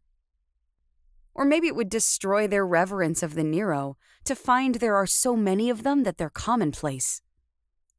I don't think I want to destroy the Bahiri's wonder. Besides, it's truly Neron that they worship, not necessarily the Nero. It's getting a little crowded, don't you think, Nero? Edan asks, smashed against the wall of the ship where he monitors the information board. Can we get going? I chuckle as he's crowded out of my view as 3 more people file into the ship. You got it. I clear my throat, and Valen pushes the command to close the ship. This will all be over in a few seconds. It's going to feel wild and dangerous, but no, the journey there isn't. I can only hope our descent to Glorra will be as uneventful as it has been to each of the moons. Find someone to hold on to. There is no room for people to take seats. They're smashed up against each other so tight they might be able to stay on their feet as we rip through space. Valen doesn't wait another moment. He presses the command, and we rise up into the air, up and up until we're out of Unis's atmosphere. Ready? I say, just for fun. Then Valen gives the command, and we punch forward through space, aimed straight for Glorra. The Neros scream and hold on to each other for their lives. They're knocked a step back, but because it is so crowded, they don't fall to the ground. Others, who have now made this trip multiple times, just smile and give words of teasing or encouragement. Faster, faster, hotter, hotter, through space we spear. And then it's over in a matter of 5 seconds. The ship slows and everyone is thrown once more, rocking forward a step. Glorra lays there before us. At this distance, it looks huge. In truth, there are dozens of bigger planets. This one is medium-sized at best. But this close, surrounded in this much Neron, it looks massive and intimidating. I hear more than a few odd curse words slip over lips as they take it all in. This is what you saw when you came to Unis Lune, Chancellor Hallis says, as she pushes her way through the crowd to stand at the front of the viewport. And Duo, and Quinque, and Quator Lune, Chancellor Whim speaks up. Through the crowd, I see Hallis shake her head in disbelief. Incredible. 20 solars just gone, in the blink of an eye for us. She turns, her eyes finding mine. But it's been an entire lifetime for you. I don't know what to say. It really is impossible. All these people are exactly the same. But for me, this has been my entire life. A million things have happened since that moment that froze everything. The readings are rising, Edan reports, and I'm so slam grateful for him. He gets us back to reality, the version I can handle. I don't suggest we wait here forever. Dad, I say, nodding to him. He takes Valen's place, and Valen makes his way through the crowd to stand beside Hallis at the viewport. The Neron will try to shred us apart, Valen explains. It truly is frozen solid. We must clear the way for our descent. Are you ready? A nod waves throughout the crowd. Valen meets my eyes just once, and we both nod. My father gives the command, beginning our descent. The helm heats in my hands. 50 other Nero take position behind Valen. Every one of them raises their hands, and I feel this vibration fill the entire ship. It's incredible, the amount of power coursing through the ship. Instantly, there's the sound of shattering Neron. We drop lower, tunneling down toward the surface of Glorra. Edan keeps a wary eye on the readings. They slowly rise, but the alarms do not sound. The ship shakes, vibrating with power, fighting against the Neron that surges all around us. But with raised hands, some with closed eyes, the Nero aboard the ship break through. 20 seconds, Edan says, monitoring our altitude. 15. My heart races, and even through the walls of the ship and the noise of the Neron breaking, I hear it calling my name. Arrow. Arrow. Come home. Welcome home. I know the name the Neron is saying now. It's that foreign name Hallis called me before. Something in me grabs hold of it. It traces a little finger down the inside of my spine. But the name itself, it doesn't reach my ears. It doesn't grab my heart. Arrow. I am not Arrow. I'm just Nova. Just a girl, just an engineer, just a daughter, just a friend. 5. Edan begins our final countdown. We're entirely surrounded by brilliant white light, which grows more intense by the second. 4, 3. The pitch of his voice rises as we near the surface. Fingers are strained and muscles stand out, taut on arms. Expressions are tight and teeth are gritted. The sound grows deafening. Shattering booms fill my entire head. 2, Edan says, his voice growing louder and louder, accompanied by the sound of the landing gear locking into place. 1. And then there's the hiss of the ship as it settles onto the surface of Glorra. Readings are stable for the moment. Edan doesn't waste 2 seconds in dispelling his nervousness. But they're rising already. Hurry up, Nero. The other Nero look around at each other in confusion, unsure of what they're supposed to do now. They don't know that most of the time Edan doesn't use my name, only the mocking nickname of Nero. I cross to the hatch, fighting my way through the crowd. I don't have to explain. The others who have seen this happen multiple times already whisper of what is to come. I'm sweating in nervousness. My palms are slick. I'm only breathing in shallow breaths. Arrow. Arrow. Arrow. The entire planet won't stop whispering my name. It's so loud, so persistent. I don't know how it isn't driving the others mad. I press the control, and the hatch gives a hiss before it begins opening. I feel like I could faint as I slowly walk down the ramp. Once more, there is only scorched earth surrounding the ship, and beyond that, I only see a wall of solid Neron. I feel the weight of over 100 eyes on my back as I walk down.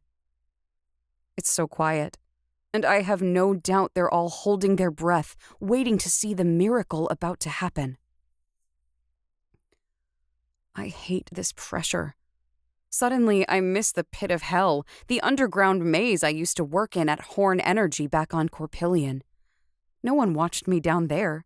I could work and do what I did best without all this pressure and these witnesses.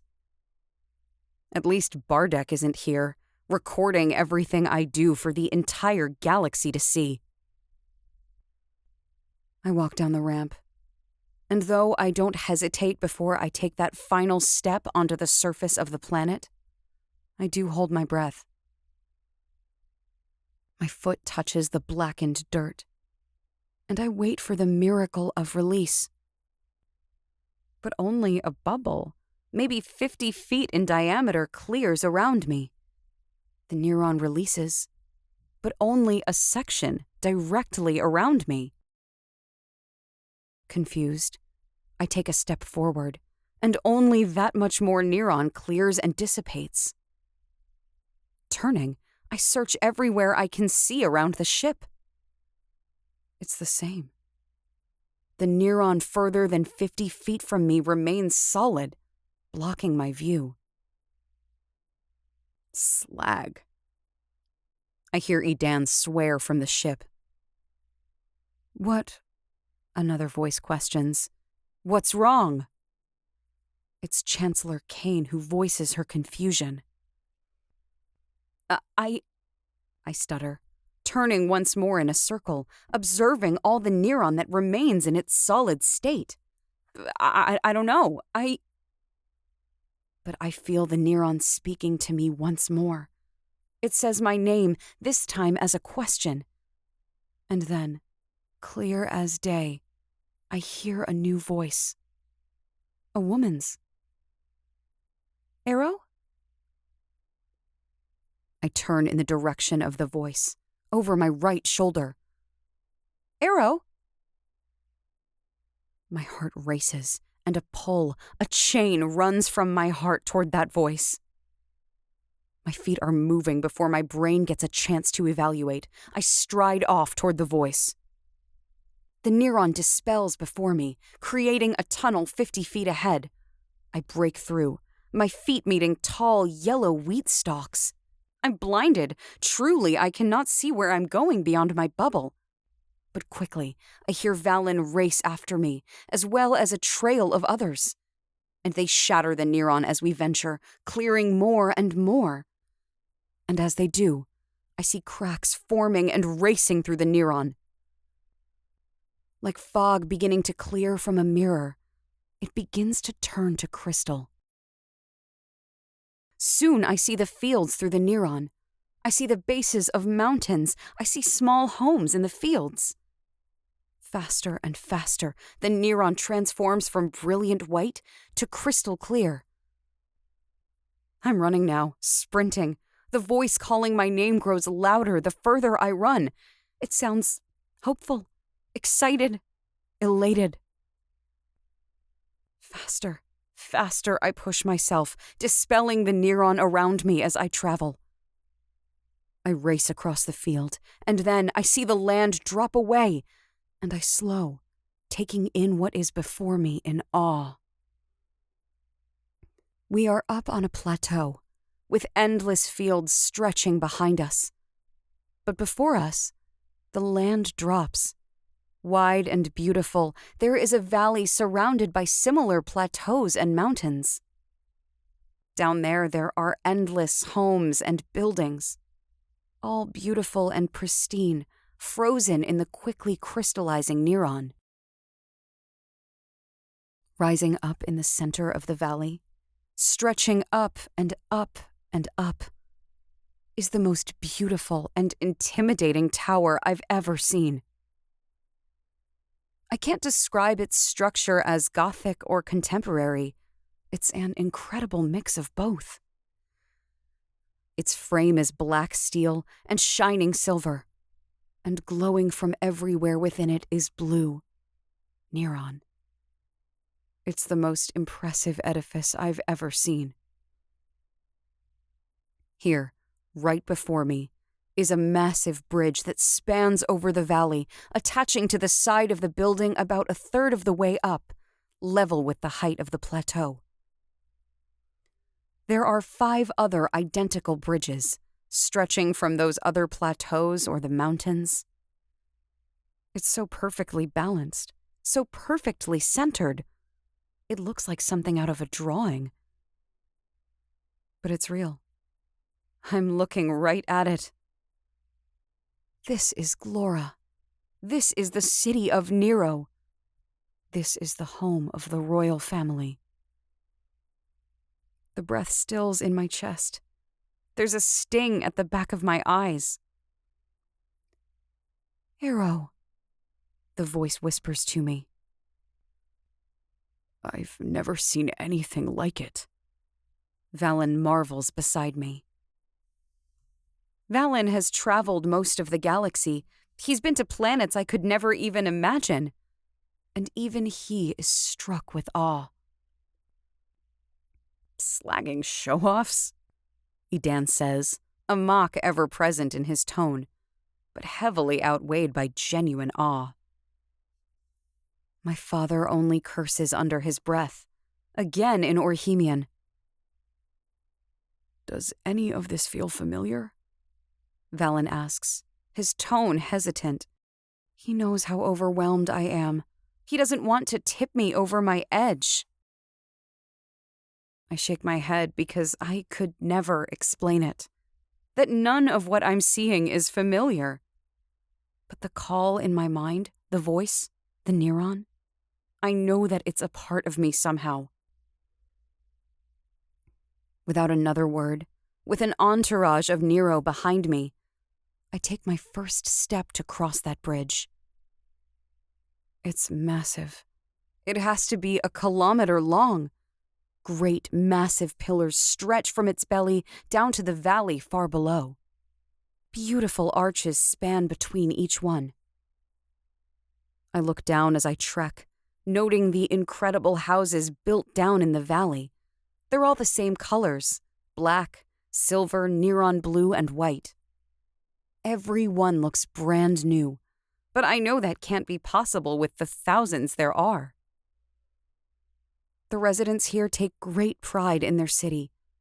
It's perfect in every way.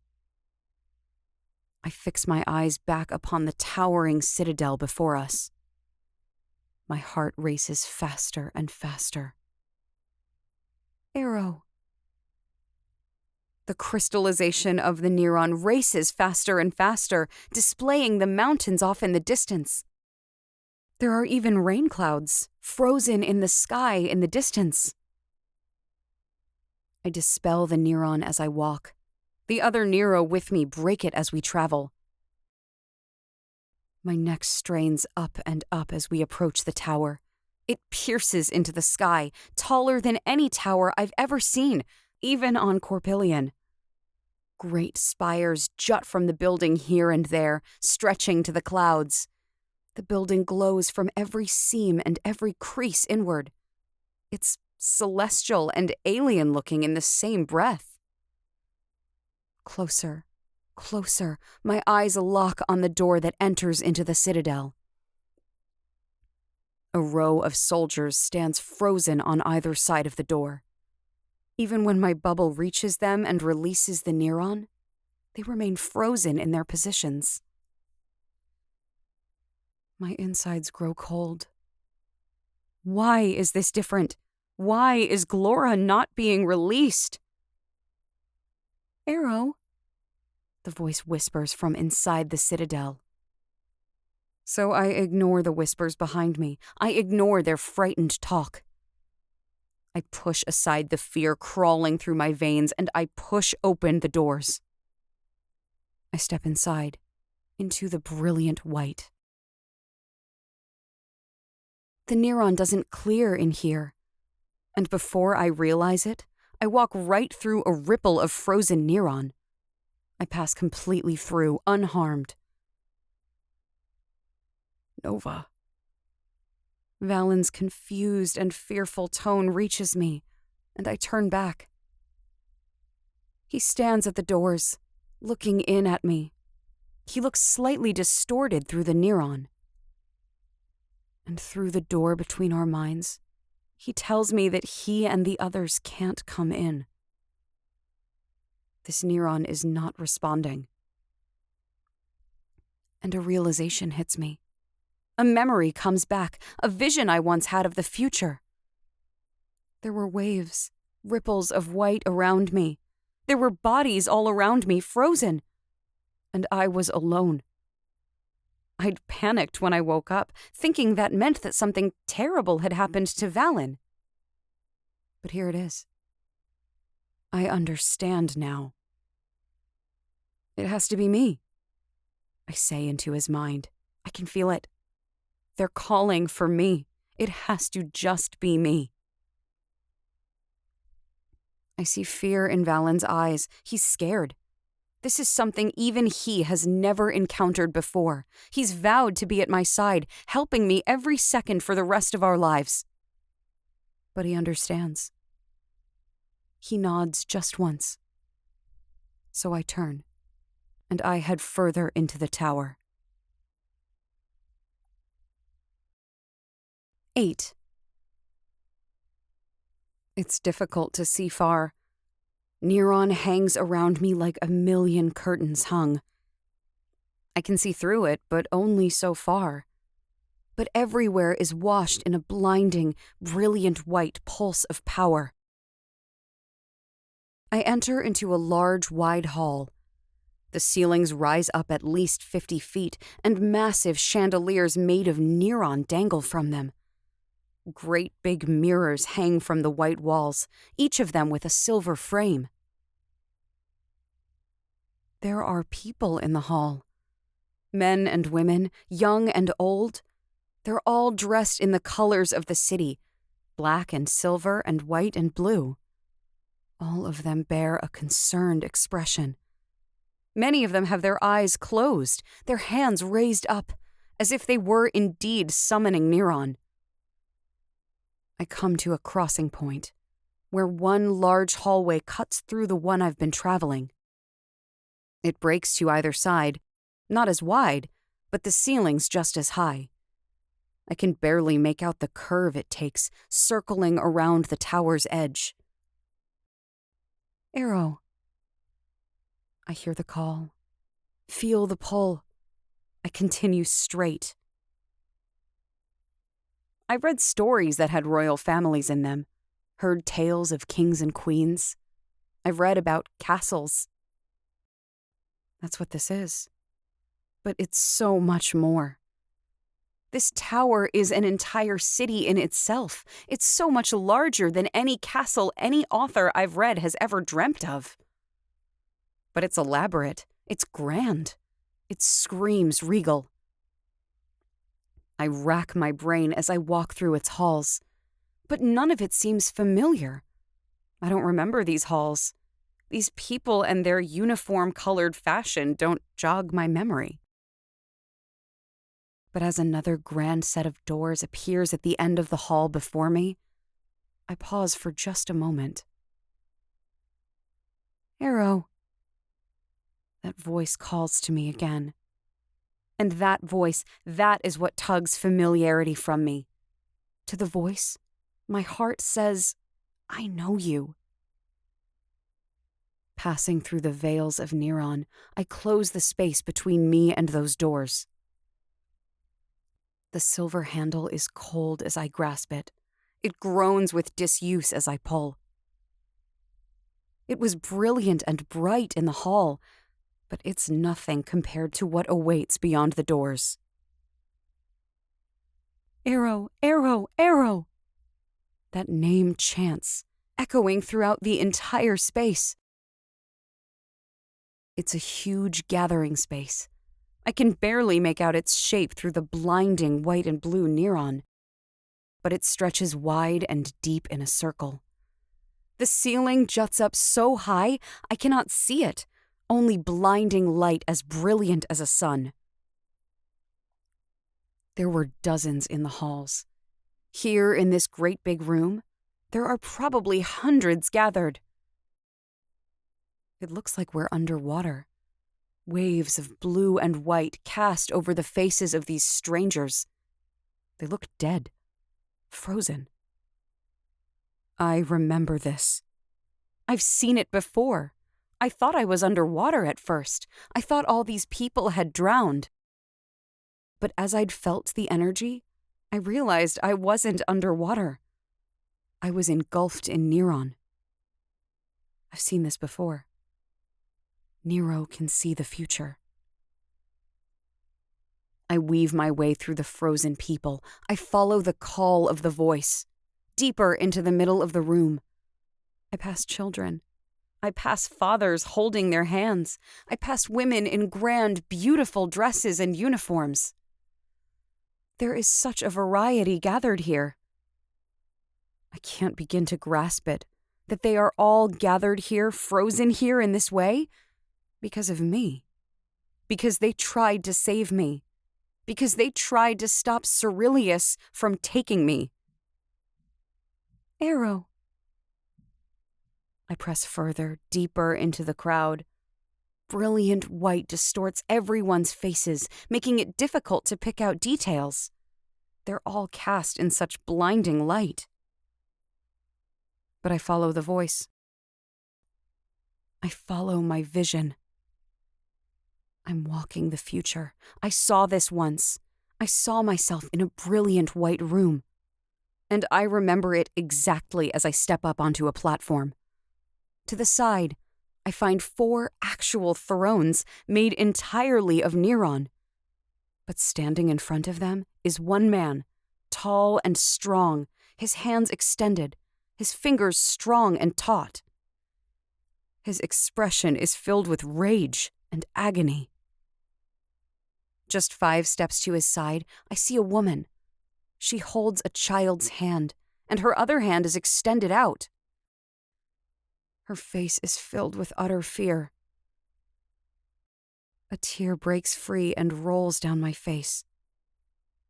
I saw them. I saw the future. I didn't know then, but I feel it with every ounce of truth in my gut that I know who they are now. Slowly, I walk toward them. I raise up the 2 stairs to stand on the platform. My eyes lock on the woman's face, but I still can't see her clearly because it's so bright and blinding. But my chest begins to calm, and that foreign name stops calling, knowing I've come. I take 5 slow breaths. The silence is deafening. I hear the air enter and leave my lungs with such clarity. And then I raise my left hand, and I lace my fingers with the woman's. Like a giant breath, Glorra lets go and releases all the Neron, and the planet is unfrozen. 9. I would have expected the woman to startle away from me. I would have if someone suddenly appeared before me, their fingers interlaced with mine. But this woman doesn't. She actually lets out a breath, her eyes locking with mine. Her fingers curl around mine, and she just looks at me. And tears fill my eyes. With the Neron now gone, I can see her face clearly. That's my exact same hair color and texture. That's my exact nose. Those are my cheekbones and my same lips. A breath sucks into my chest.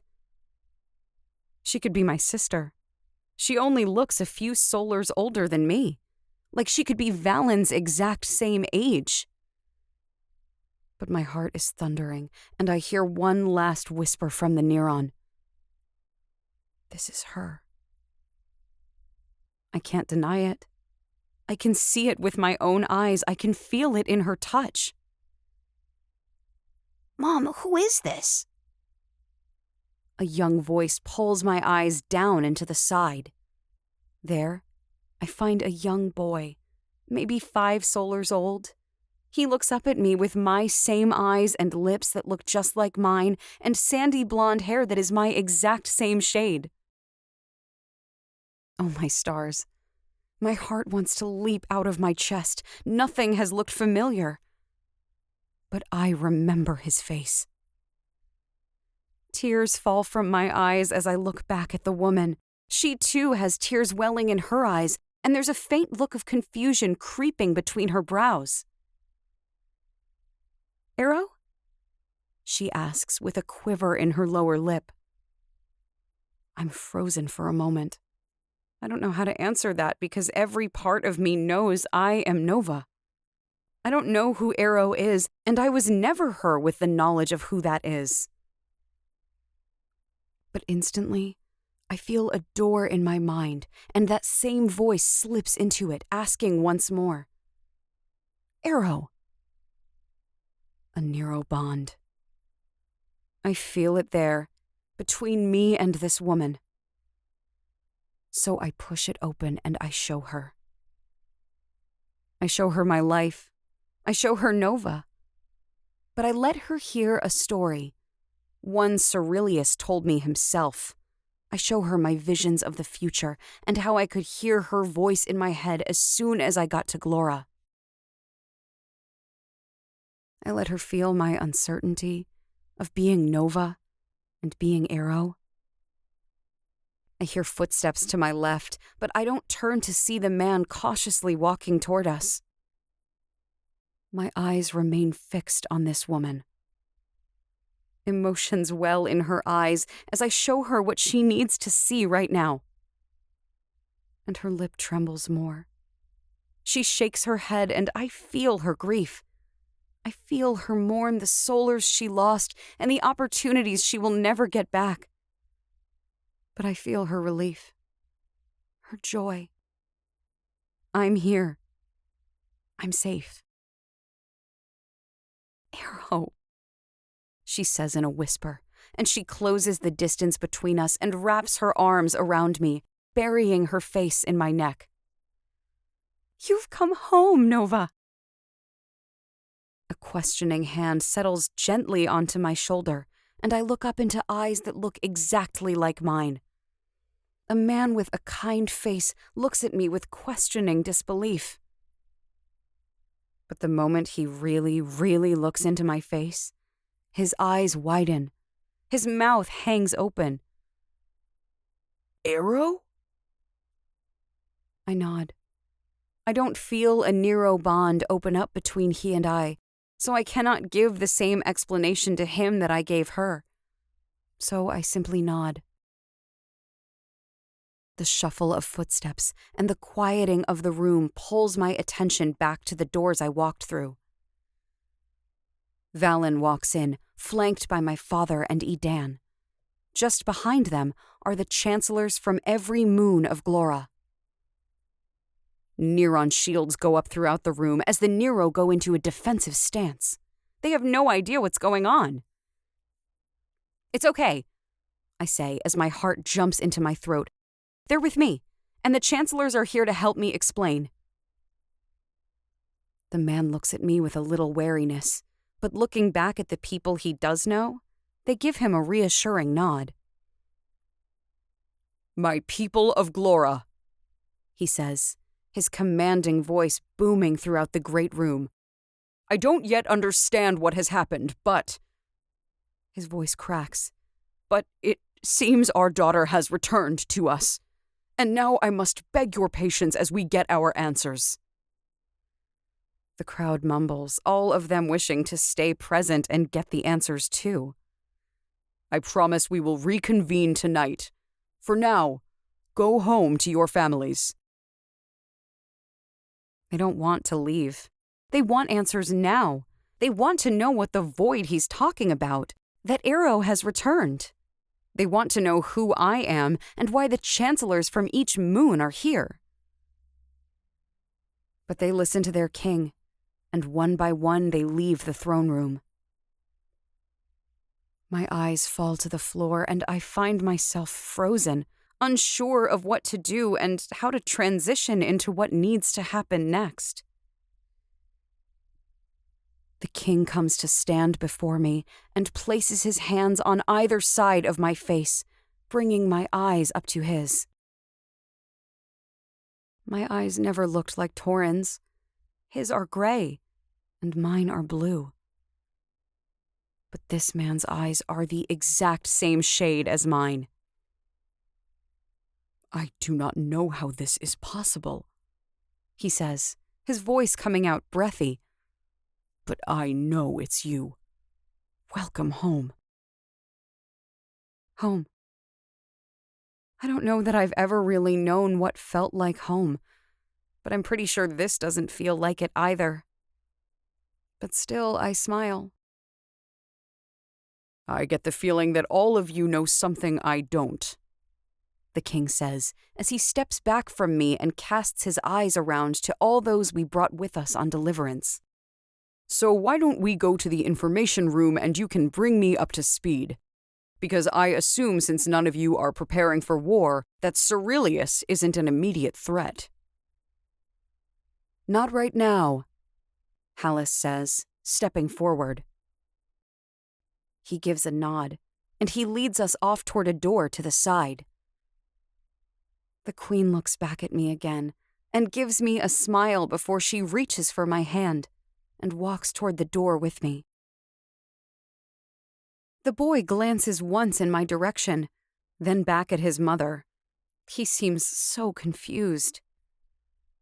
The king leads us out the door and down a hall, and then he steps into this tube. Air rushes up it, but somehow hardly ruffles his hair or clothes. The moment he steps into it, he seems to invisibly rise up and out of my view. I marvel over the new technology I've never seen, but the other Nero from this sector simply step into the lift tube and rise up. I may be overwhelmed and in over my head right now, but I truly can't wait to see what life with thousands of Nero is like. I can't wait to see their unique technology. If I'm this amazed at a different type of lift, what else am I going to find in this tower?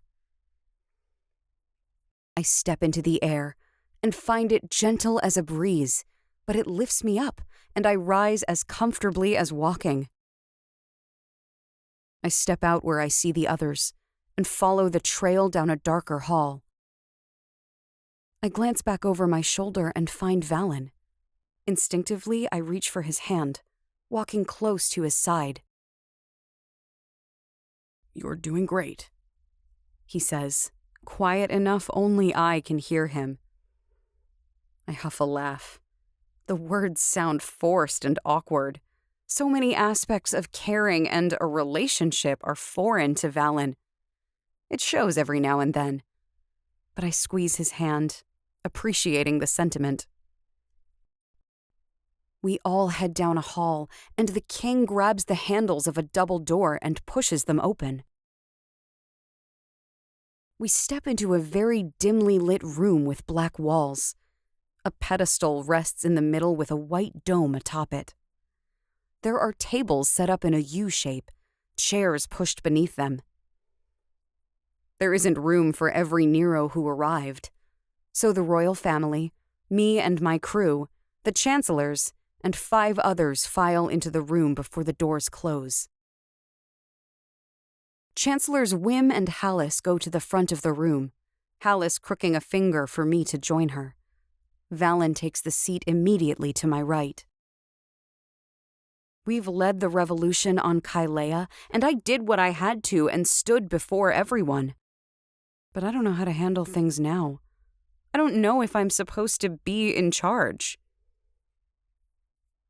"The last thing I remember was a blast," the king says, settling into a seat directly across from us who are standing. "We called on every Nero to try and stop Cyrillius, and I remember a blast unlike anything I've ever seen before." His eyes slide over to me, to Valen, to my father, Edan. "The blast was so intense and fierce, it froze your entire planet and every one of the moons," my father says.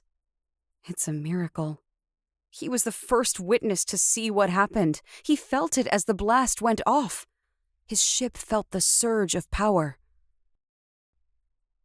"Froze," the king says, his gaze questioning. "As if time stopped."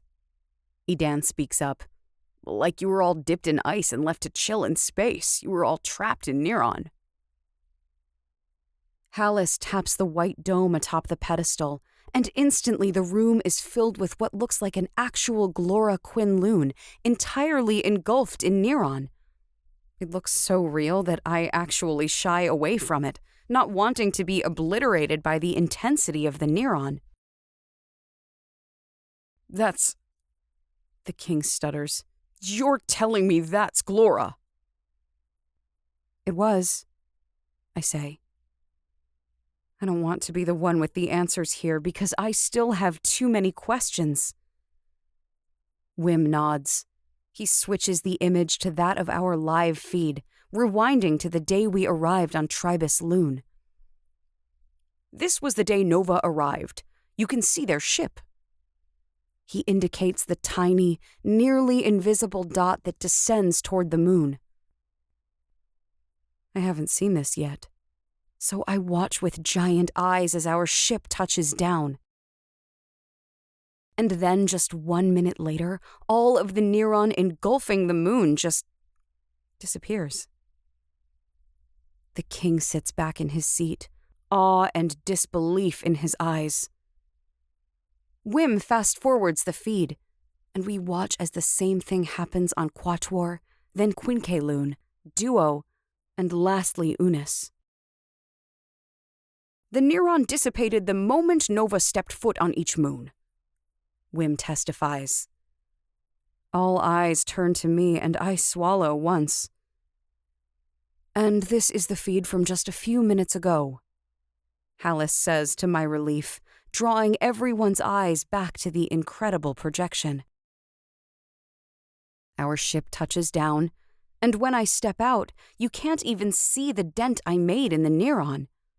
But minutes later, we begin to see the surface of the planet as myself and the Nero walked toward the tower, and the Neron miraculously began to crystallize, turning see-through. And then it all halts, and Hallis fast-forwards while I make my way through the tower and find my way to the royal family. And then, in an instant, the Neron releases, dissipating, and now we only see a beautiful planet, glorious and beautiful as its name.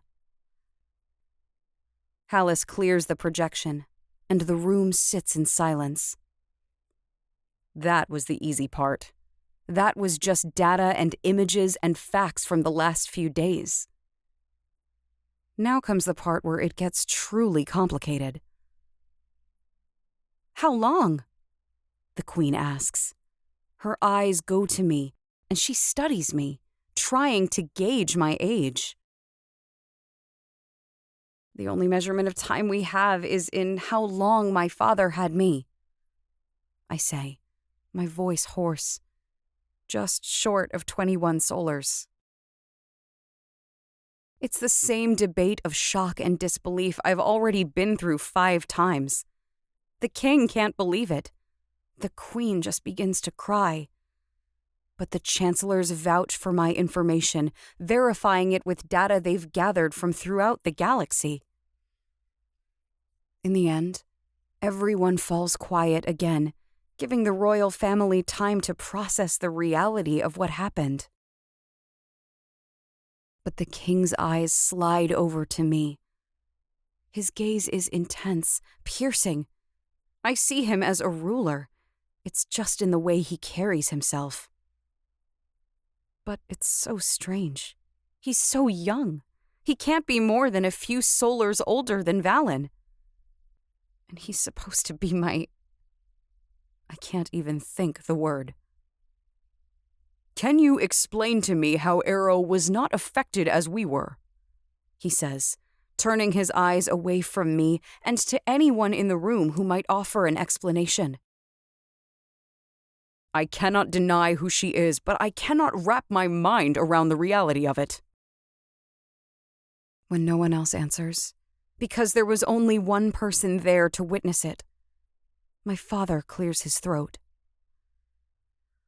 I was once a soldier with the Orhemian Imperial Empire, he says.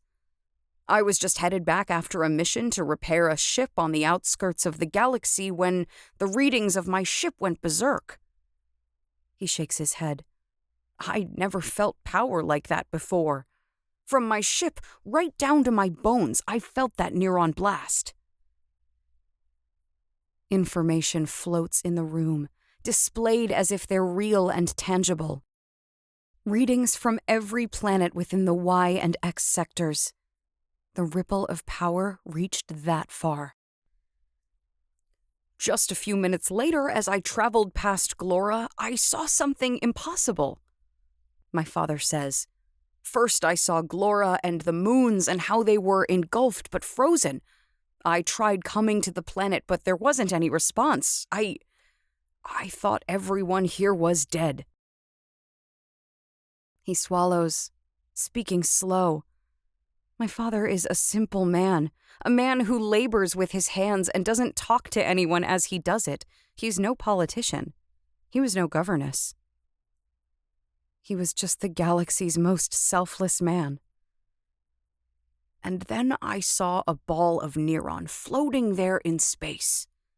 He continues his story. But inside that Neron, I saw hands waving. I saw feet kicking. I saw a little face. Emotions fill my father's eyes, and I can only imagine how all of this must be affecting him. I got the child inside my ship. I burned my hands trying to help her. He holds up his hands, displaying the red and white scars. But then, like it was nothing at all, she waved her arms and the Neron disappeared. And there she was, just a toddler. A stifled sob comes from the queen's lips, and she covers her mouth with one hand and lays the other on her chest as tears push their way onto her cheeks. The young boy climbs into her lap and wraps his arms around her neck. I did not know what had happened, my father continues.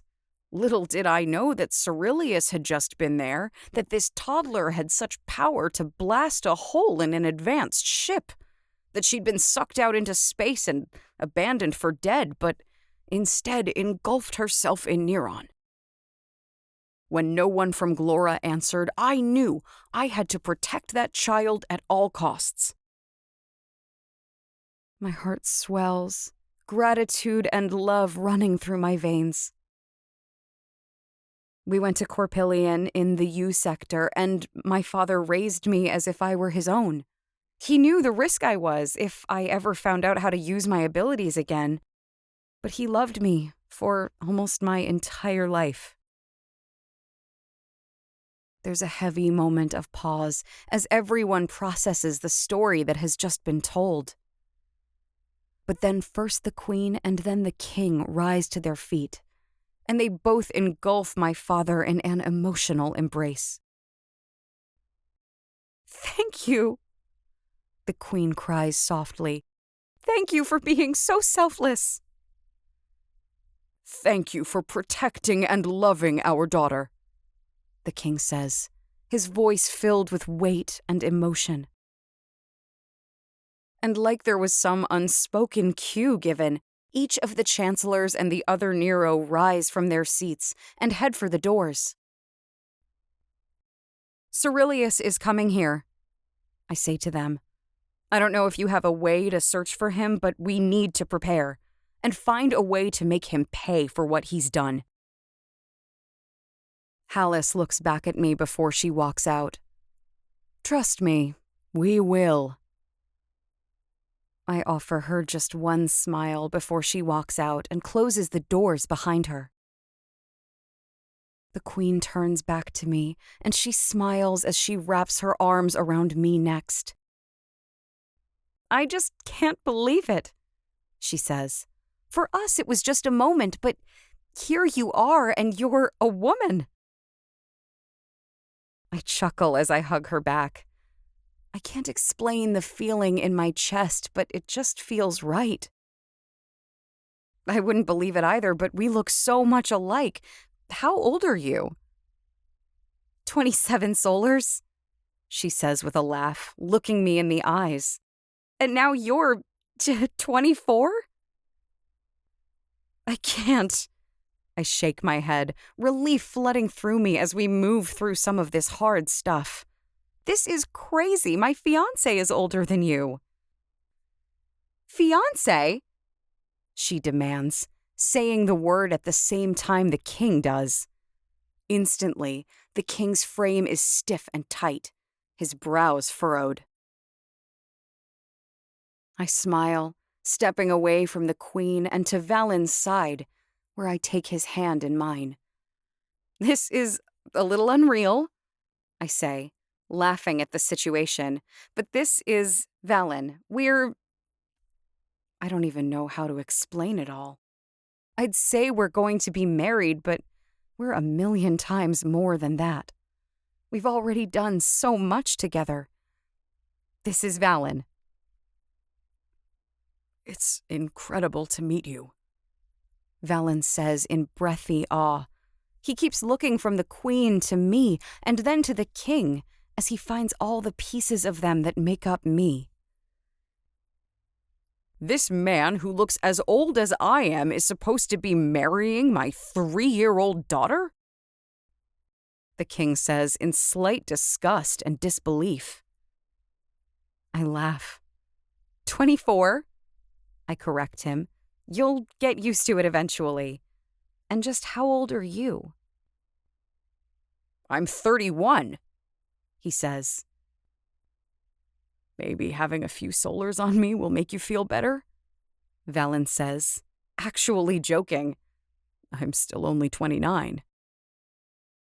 No, the king says with a laugh, shaking his head. It doesn't make me feel much better. Everyone in the room laughs, no one quite able to grasp the strangeness.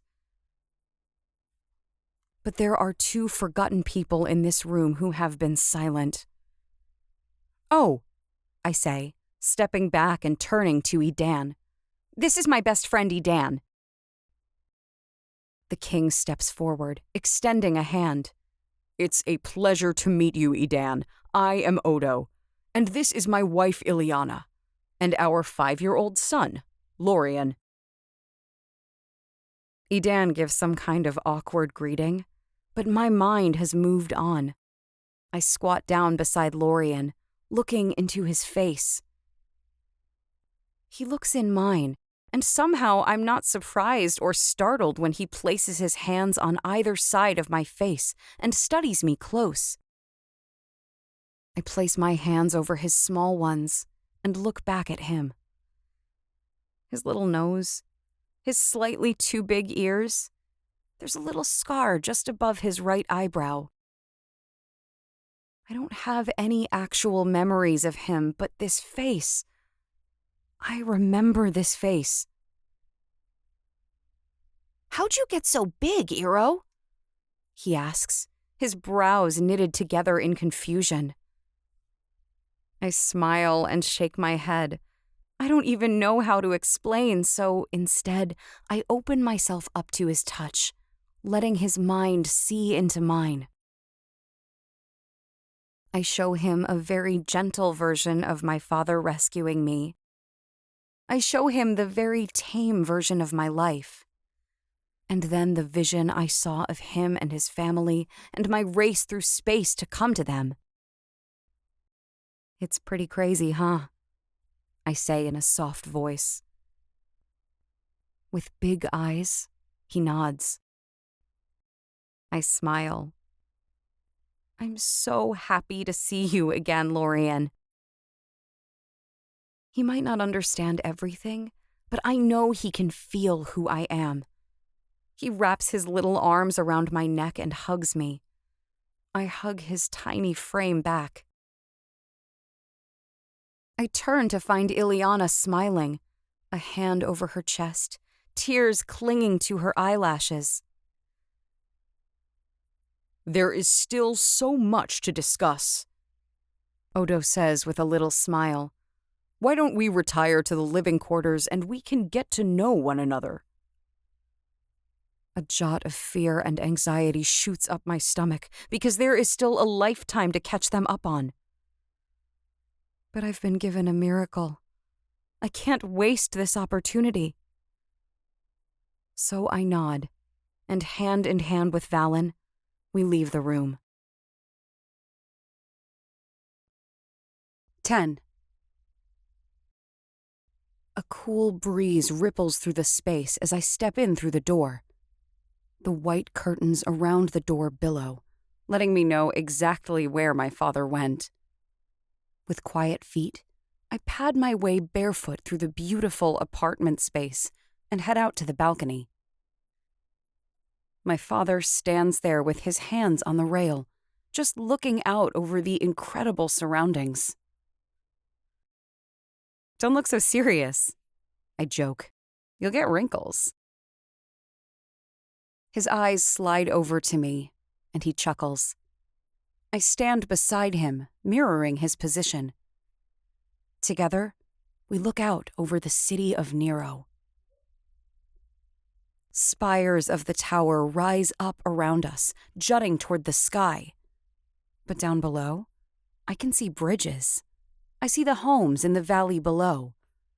There are lights on in most of them. Dusk has just fallen, and the sky is cast in a brilliant hue of orange and purple. Words from their king. That's all it took to calm the population of Glorra Quin Lune. For them, just hours ago, they were in a state of emergency. They were all rallying together to stop Cyrillius from taking their princess. And then it was just over. I was back. They learned 20 solars had slipped by. I don't know how they can be so calm, I say, speaking my mind. I don't think they really are, my father says, looking over the homes. But what can they do? Time has moved on. There is no immediate threat. In many ways, this doesn't affect them at all. They don't deal with the rest of the galaxy. So for them, the only thing that has changed is you. I shake my head, and my stomach knots with an anxious cramp. I feel like I'm in a fairy tale. None of it feels real. It doesn't connect. For me, it's like I've been in the fairy tale for 20 solars already, he says. You were just a blind character. Now your eyes have been opened to your role. You'll stay, right? You know that no matter what, even though I've met them now, you're always going to be my dad. That's never, ever going to change. I look over at him, studying his aging face. He looks over at me, and he just studies me for a long time. I think I see a small trace of grief in his eyes. For solars, he thought my parents were dead, that there was no chance of reuniting with them. So I was his 100%. And now that isn't the case. You are my father. I say the words again, slow, hard, confident. He gives me a little smile and then pulls me into his chest. He wraps familiar arms around me, cradling my head against his chest with a familiar hand. I'm a grown woman now, living her own life, but I still need my dad. Of course I'll stay, he says, no matter what, as long as you need me. Then that's going to be forever, I say, looping my arms around his waist and hugging him tight. I love you always. No matter what, he says. My very skin is itching to get things done. I've been running so hard, so fast, for so long.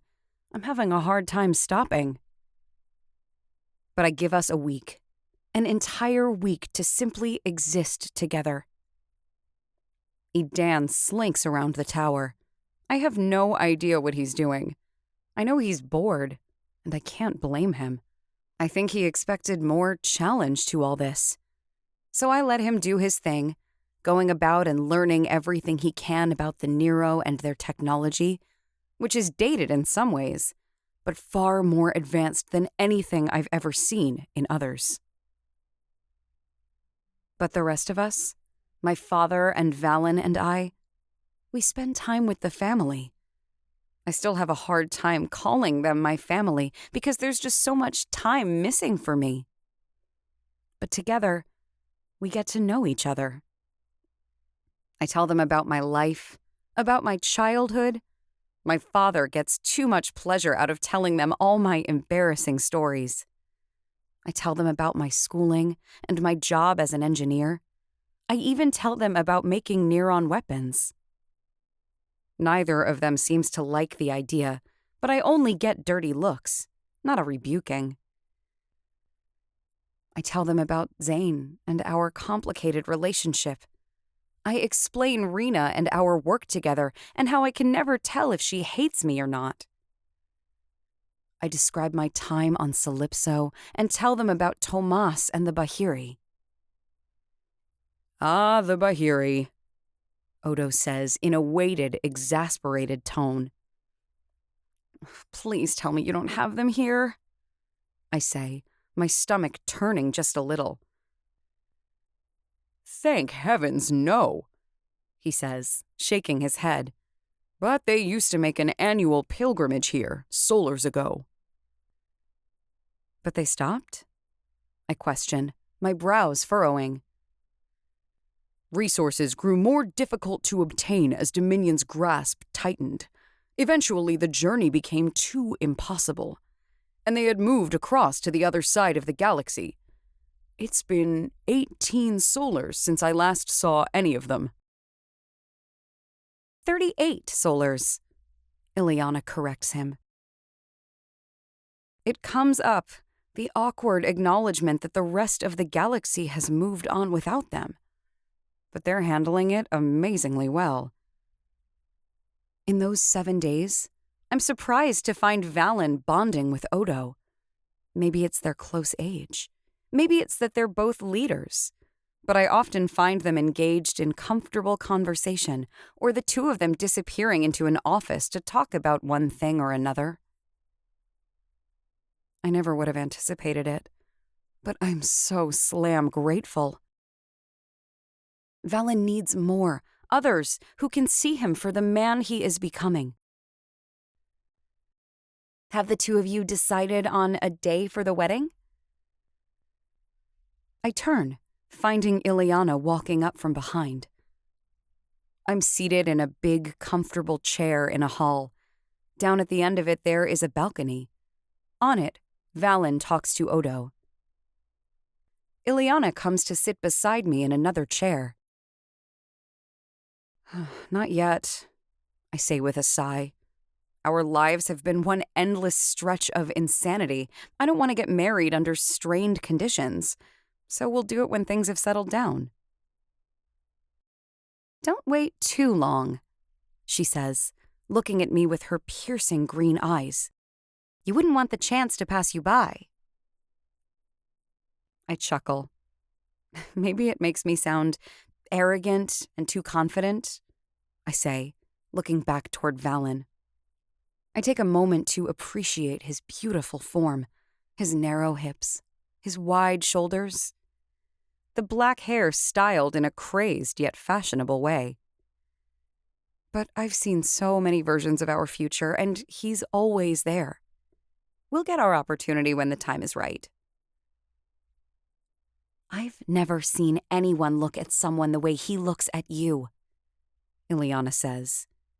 When I look back at her, I see the intensity she's looking at me with. Like you're his personal savior. I've never seen such reverence and gratitude in the face of any other. I offer her a little smile. He just needed someone to believe in him. Ileana shakes her head. I don't know that it's that simple. What the two of you have, I think that's something that only comes along once every 100 generations. I don't know what to say, but her words make my heart swell with gratitude. That, she says, pointing at my hands, which glow just as brightly as the day Valen and I made our oath, is very rare. I curl my fingers, looking at the glowing veins. They stretch up over my wrists, climbing their way to my elbows. Marriage vows can be broken, unfortunately, Ileana says, looking into my eyes. Promises made between friends can fade, but Neron knows when a promise made will never be broken. I've only ever seen evidence of that kind of vow twice before. I meant every word I promised him. I say, my voice quiet, but my heart is full. Come, Ileana says with a smile, getting to her feet. She extends a hand and pulls me to my own. You may not have a date set yet, but that doesn't mean you can't start thinking about your dress. I laugh, shaking my head. Because the way my life is, thinking about something as material as a dress seems crazy. But it's exactly what I need on this day, a chance to do something simple and bond with the woman who isn't just biologically my mother, but is very quickly becoming my friend. 11. While you've been very sweetly bonding with new mommy and daddy, I've been in communication with Arden. I turn, finding Edan at my side. I'm just about to walk into the information room when his voice jolts me out of my own thoughts. And? I say, raising an eyebrow. He follows me inside. And there were more Dominion soldiers left out there than we thought, he says. He goes straight for the white dome and taps on it. A moment later, it shows a massive map of the galaxy. Spread throughout it are hundreds of red dots. These are all the ships Dominion had with soldiers still aboard when you blew up Isroth and the Dominion. He taps the dome again, and the image shifts. There are only a third as many dots, and they've all shifted. These are the ships now headed our way, rallying to aid Cyrillius. I swear under my breath and start counting. 20, 30. I count 57 ships. Some are still clear out in the E sector, but others are right on the edge of the Y sector, only a few days out from reaching Glorra. How do they know where to go? I ask, looking at my friend.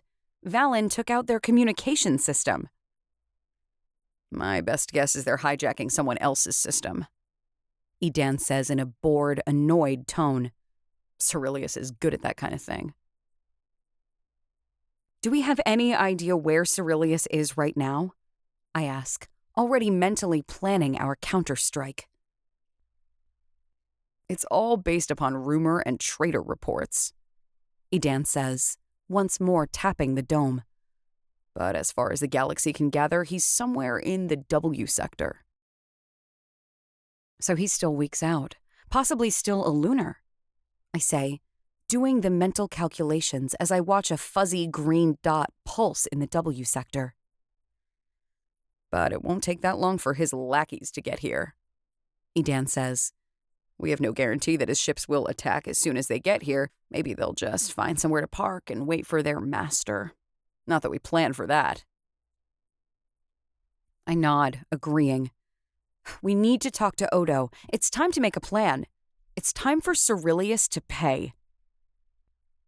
Together, Edan and I step out of the information room and set out to find the king of Glorra Quin Lune. We're not going to let them wait around for Cyrillius, Odo says at the head of the war room. It's a large room at the very center of the tower, on the very bottom level of the tower. I want our ships out there, intercepting theirs. I don't want any allies waiting for Cyrillius when he gets here. Yes, my king, a chorus of voices say in unison. 30 soldiers disband, heading out into the hangars that surround the war room. Ever curious, I walk out the doors, going to watch them. There are at least 50 ships here in this hangar, and from what I've heard, there are hundreds more hangars scattered across Glorra and each of the moons. This system is well armed and equipped to defend themselves. The soldiers slip into the ships and prepare for takeoff. I've never seen ships like these. Yes, their technology is getting dated. Those cores will have to be refueled far too often. They couldn't be out there for more than 5 days or so. Their Neron weapons could be much more deadly, but these are fire cannons. They're designed in a way I've never seen before. They're sturdy and thick and built in a pill shape that would make them incredibly maneuverable and small. They'd be hard to hit. I have ideas for new ships, and I think I know who I'll share my designs with. Standing between Valen and Odo, I watch as the 10 ships smoothly sail out of the hangar, as if they haven't been sitting unused for 20 solars. We need to be proactive in this, Odo says, following their assent with his eyes. I don't like the idea of waiting here for Cyrillius's arrival. Neither do I, Valen says with a hard edge to his voice. I think we should go greet him, don't you? I get nervous when Valen and Odo look at each other, and I swear there is some unspoken agreement that passes between the two of them. Your ship could find him in a matter of minutes, yes? The king says. As long as we have a general target area to search. Valen confirms. Come with me, Odo says, and he turns, Valen following him without a single word from me, like I'm not even there. Excuse me? I say, annoyance flushing up the back of my neck. What the void do the two of you think you're doing? They both turn and look back at me. This isn't just about you, Nova, Odo says. And there's a fresh, new darkness that I've never seen in his eyes before. When it comes down to it, you could never serve him the justice he deserves. Valen's words chill me right down to my bones. They twist in my stomach. But in his eyes, I see what he says is true. Whatever is in Valen's mind, it is not the same level I would ever contrive. So I don't say anything, and I watch as the two of them walk back into the war room and close the door behind them, leaving me out. I watch the first skirmish. I've never seen anything like this fight. I understand why there are 3 soldiers to each ship. One flies the ship, one fires the weapons, and then there is a Nero to control the firepower. With each shot, the Nero controls it, so every single shot finds its mark. If it's off, the Nero simply takes control of the Neron firepower and redirects it. The Dominion ships can't outrun them. They can't outpace them. Their shields can only withstand so many shots. Blast after blast find their exact mark, and the first 4 ships who dared sail into the Z sector are destroyed in less than 20 minutes. Glorra's ships land back on planet with little more than a few scrapes. For 20 solar-dated tech, they held their own without even breaking a sweat. I watch as all those soldiers exit their ships, cheering and excited. But as they go back to the war room, Odo doesn't unlock the doors. He only briefly glances up before waving them on. He goes right back to his plans with Valen. I've been there for every second of this war. I vent to Edan when I make my way up to the upper floors of the tower. I started this war. Who the void do they think they are leaving me out for this part, the very end?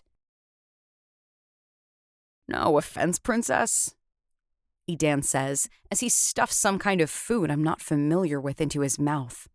He chews quickly, loudly. He still eats like he's starving, even though he's been well fed for over a solar now. But you tend to forget that the universe doesn't revolve around you. Excuse me? I balk in offense, all of it taken. Edan just shrugs and continues walking down the hall. We all have our lives, and while you're pretty slam important, this didn't actually start with you.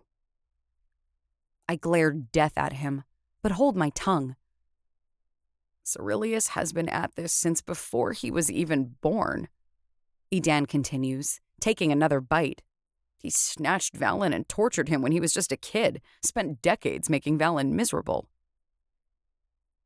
The darkness of Valen's words come back to me, and the hatred in his eyes, the way he curled his fingers into fists.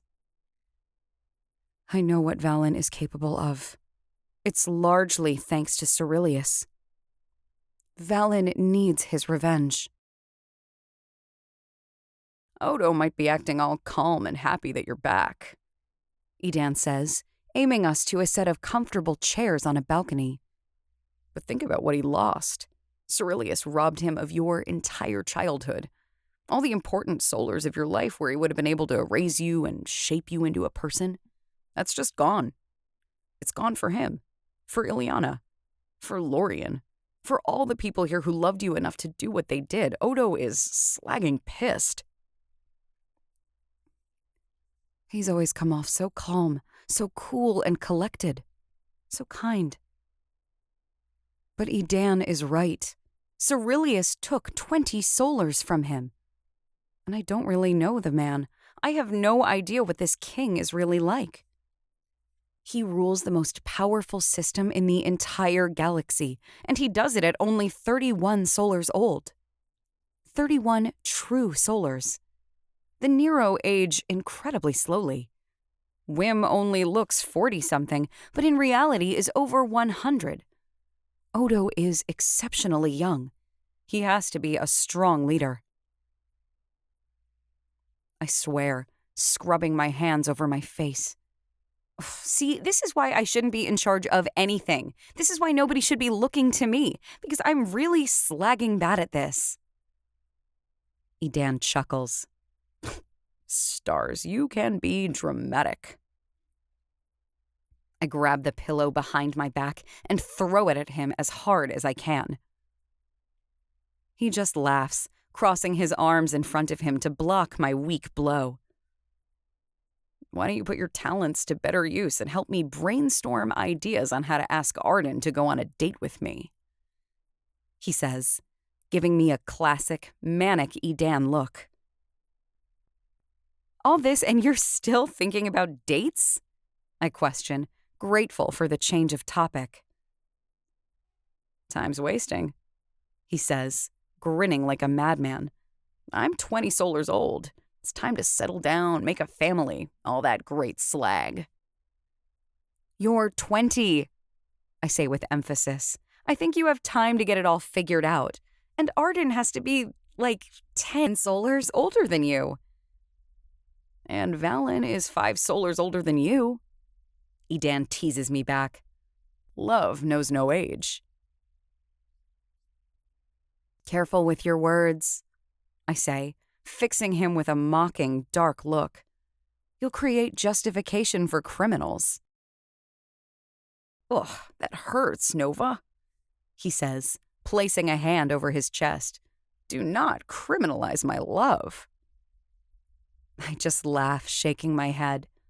But I reach over, taking Edan's hand in mine, marveling once more that we ever found each other. I marvel that I could ever be so lucky to have a soulmate like this. 12. Odo and Valen still haven't emerged from the war room, and I have nothing else to do. So I head to the information room, and I videocom to Kyia. It takes me 5 minutes, but finally, a familiar face fills the room, as real as if he was actually here, except it's 5 times bigger than it should be. So it's really true? He asks. The frozen kingdom is no longer frozen. I smile. I'm sitting on the planet now, so no. And everyone is just fine. Still reeling from finding out they were frozen in time for 20 solars, but fine. We've seen the footage, Lazarus says. Bardek was apparently tracking the cameras you took from him. The whole galaxy is in awe, thinking you're the most powerful Nero ever. They don't know whether to fear or worship you. Ugh, I groan, shaking my head. Neither. There's a reason why I was able to do what I did, but I think I'm going to keep that to myself. I'm already in too deep. I'll see how long you can manage that, he says in a doubtful tone. I calmed to see how things are going there, I say, changing the subject. He takes a moment to answer, and I see him looking out and about. I can't see his surroundings, only him. Things aren't easy, he says. There's been a small surge of individuals who thought they could be the next Cyrillius, but they're being crushed by their own planets before they can get any traction. No one is a real threat. I swear, my stomach turning over in a knot. I hadn't even considered it, that some might look at Cyrillius's demise as an opportunity. But the Neron Council is almost fully formed, he says. We hold our first summit in 2 weeks' time. And what about the planets? I ask. Are things still operational? Who's regulating supplies to the planets? Lazarus shakes his head. That has been the difficult part. Every planet is suffering to some degree right now. Supplies have run low or been depleted while we figure this out. But the galaxy has been surprisingly understanding. They're rallying, doing what they can to make do. I shake my head, filled with absolute awe. It's a testament to how much the galaxy truly wanted to be rid of Dominion's hold. I know people are suffering right now because of this. The planets rely on Neron to power everything. Homes will be dark. People won't be able to cook food the way they're used to. Transportation will be grounded. They were truly ready, weren't they? I muse. They've been ready for solars. Lazarus agrees. Lazarus, I say, my tone growing serious. I don't know when Valen or I will ever make it back. I think, well, do you think that everything is at a point where it can move itself along? Lazarus is quiet for a moment, contemplating my confusing question. You've given this galaxy so much hope, he answers me. You began something impossible. What you've done is incredible. I think you can do whatever you think you need to do now, Nova. My throat grows tight, but I keep emotions from springing into my eyes. I just give a nod, gratitude swelling in my chest. Is that Nova? A familiar voice comes through, and a moment later, Zane's face comes into view beside Lazarus. You fail at communication. I laugh, grateful for the change of topic. Lazarus excuses himself, making room for Zane's very realistic form to fill the room. I'm sorry, I say. Things are a little crazy, overwhelming, busy here. Things are a little crazy, overwhelming, busy here, too, he says, but from his tone, I can tell he isn't truly upset with me. We drop into an easy conversation and give each other updates. I tell him the insanity of what I've learned on Glorra. He tells me about the work he's been doing on Kyia, mostly keeping up with the communication systems, now that Kyia has turned into the central hub of this new age. And he tells me about Nimia and Kyrill's work with Elion. Eventually, the plan is to take him to Calypso, to train with Zara and the others. But it's too far and there's too much going on to leave yet. So life has just moved on, I muse. Everyone is finding a new normal. Yeah, Zane says with amazement. I want to say it almost seems too easy, but really it wasn't easy at all. I completely agree. It seems impossible that we've gotten here, but the struggle along the way was immense. How long do you think it will take? I ask, not even realizing I've vocalized my thoughts. Before more Nero begin to be born around the galaxy. Zane lets out a breath, his eyebrows rising. I hadn't even thought about that. But I would think at least a generation. The populations are going to shift a lot over the next few decades. It will be a while before the Neron planets have much of a population again. I nod. It's hard to believe this is the way it once was. That there were enough Nero around the galaxy that they had their own war against each other. There are plenty of Nero here, but having them throughout the galaxy, that's different. Zane agrees. In the background, I hear a voice, and it sounds important as Zane turns his head and responds. Hey, I've gotta go, He says. but please keep in better touch, okay? I will. I promise. And I mean it. I get one smile before the connection ends, and his face disappears. 13. Have you seen Odo? I'm heading toward the kitchens to find something to eat when Ileana's voice cuts through the hallway. I turn back, finding her with a concerned expression on her face. I haven't seen him since early this morning, she says, before he was sending the ships out. Have you seen him in the last 10 hours? My stomach drops. Without saying a word, I head in the opposite direction. No, but I have a feeling I might know where he went. Ileana follows me, her beautiful dress billowing around her as she walks. And where would that be? We step into the airlift and we dive down, down, down. We step out onto the level with the transport center. I walk through the door, and I take half a second to admire my own comfort level here. I act like I belong. I don't hesitate. I stalk straight to the woman at the information board. Is my ship still on Glorra? I ask her. She doesn't even check the information flashing on her board in brilliant blue letters and numbers. No, she says, her tone even and almost bored. Valen and King Odo took it out. How long ago? I demand. Approximately 4 hours ago. I step back from her, my eyes growing wide. 4 hours ago. They could have traveled from here to the A sector and back again twice. Nova? The woman who is my biological mother asks in uncertainty. Valen and Odo went after Cyrillius, I explain.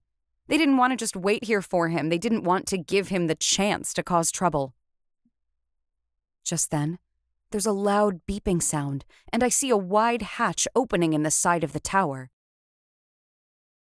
Speaking of, the woman at the board says. Ileana and I stand side by side, watching in awe as the side of the building opens up, huge and gaping, revealing the darkening sky outside. And smooth and glorious, Deliverance slips into the opening and gently lands on the massive floor of the hangar. The Queen and I walk out onto the floor of the hangar and watch in suspense while the ship settles into its landing gear. There's a hiss, and then the hatch begins to open. The first thing I see is a pair of legs, and I see the pulsing, crackling of a Neron shield. As the hatch continues to lower, I am granted the full view of Cyrillius. He walks down the ramp, fully engulfed in a bubble of Neron, more Neron circling his wrists behind his back, and some kind of band is strapped over his mouth. Cyrillius looks at me with those black, weeping eyes, and I can feel every hateful thought he has toward me, pouring out of him as if they were real, tangible things. His clothes are worn and lumpy looking. He looks as if he's lost nearly 20 pounds since I last saw him.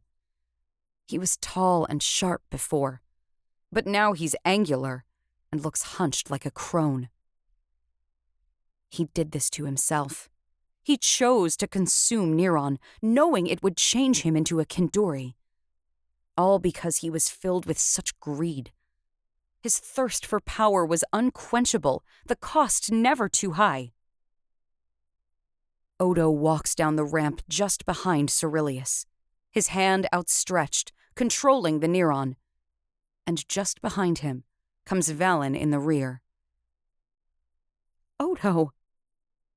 Ileana breathes, fear creeping into her voice. Why would you bring him here, knowing what he did? Justice will be served on our terms this time, Odo says, his voice filled with barely controlled rage. He marches Cyrillius forward, aiming for another airlift. As he's walked past me, Cyrillius fixes those black eyes on me, silently pinning me there. As I look into them, I am flooded with the memories of everything he has ever done to me and my family. The dismantling of Corpillion, the solars of torment he put Valen through, his attempt to mentally manipulate me when we were on Isroth, how he cut my father's throat. This man doesn't deserve an ounce of mercy. I fall to Valen's side as we cross to the airlift, and I follow as we drop down, sinking into the belly of the tower. When we step out, it's into a dimly lit hallway. There are dozens of doors that stretch in either direction. They're simple, plain doors, gray in color. But every one of them has a band of Neron circling around the scanner pad in each door. This is a prison. Odo marches Cyrillius forward and then reaches forward, scanning his hand onto a pad, and the door slides open. He pushes Cyrillius inside and then closes the door once more. As if they're expecting the rebuking, Valen and Odo turn to face me and Ileana. Did he touch anyone? I demand. No, Valen answers. Did you hurt my ship capturing him? I ask next. Not a scratch, Odo responds. My jaw is still tight as I glare at the two of them. I don't like being left out of things. But I know they were right. Are you sure this is the right thing to be doing now, Odo? Ileana asks.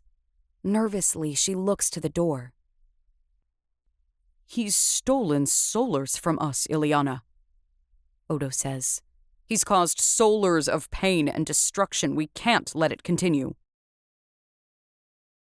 Cyrillius must pay for his crimes, Valen says, his voice low and dark. Ileana gives a brief nod.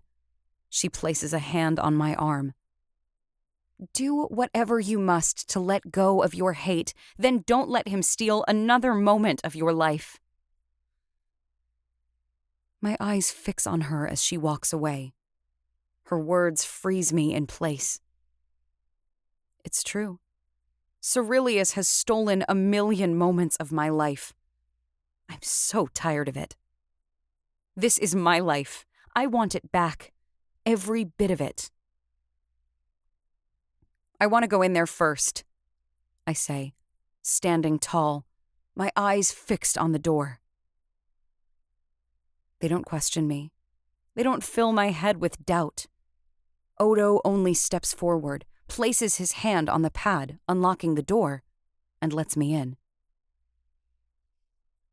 Cyrillius sits in a chair in the middle of the room, his hands bound behind his back with Neron. His mouth is free now. Good. I'm ready to have it out. Look at you, he says, and even though he looks so different, his voice sounds exactly the same.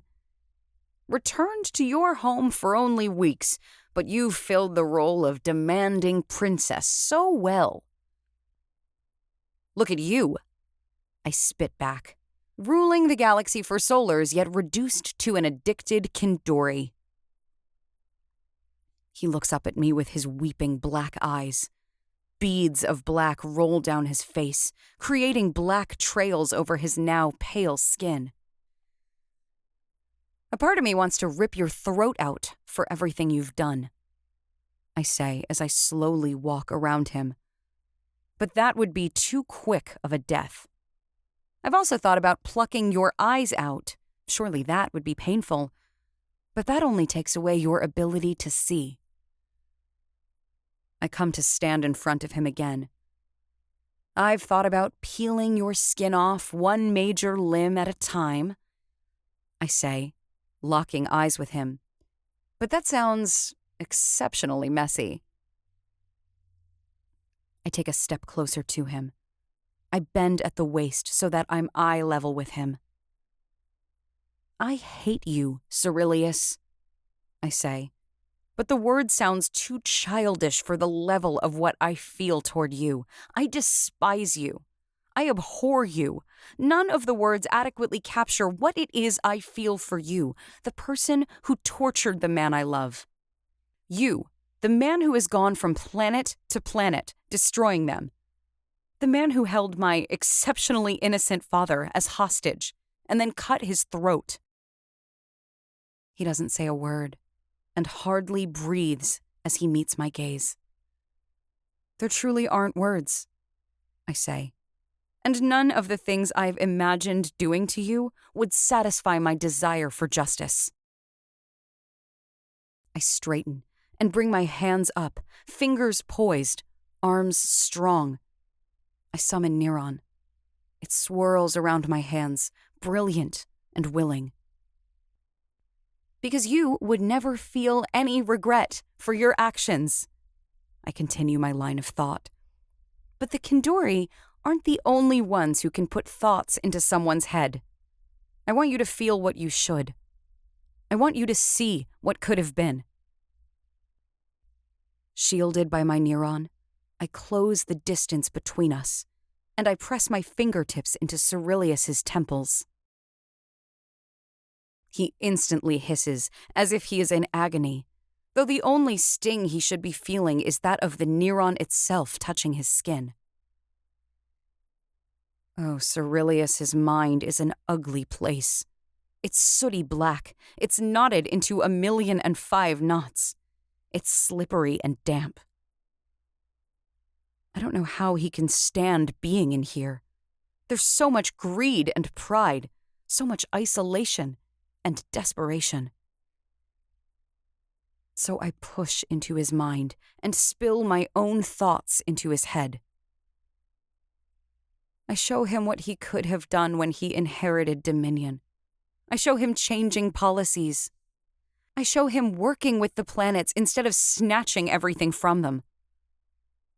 I show Cyrillius what he could have had if he hadn't been such a disgusting excuse for a human being. I show him what he could have felt if he'd found someone who could have loved him.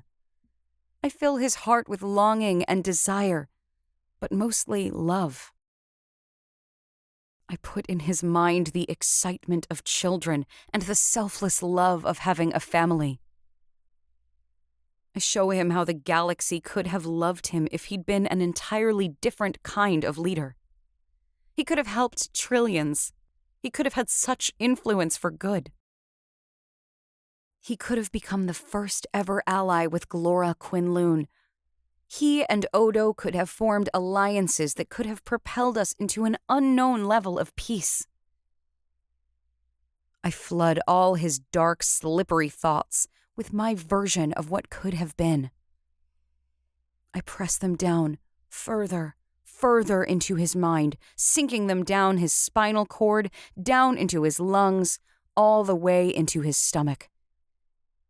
But I cannot push them into his heart, because Cyrillius is still Cyrillius. His heart is filled with darkness and self-righteousness. But as I stare into his eyes, as I see his entire frame tremble, I see what I think are actual tears, not just the black weeping. They roll down his face. His mouth is frozen open, his lips trembling. That is the future you could have shaped, I say, keeping my fingertips firmly pressed into his temples. That is the life you could have had. Maybe you never knew any better than what you became. But I can't believe that it is all nurture. People rise above their upbringings all the time. So I have to believe your choices were your own. So I have to show you everything you missed out on, all the opportunities you could have had. This is the kind of person you could have been, Cyrillius.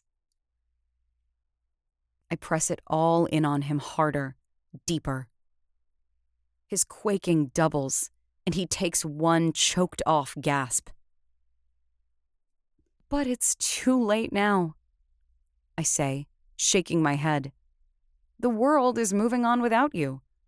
We can't risk giving you another chance and you messing it all up.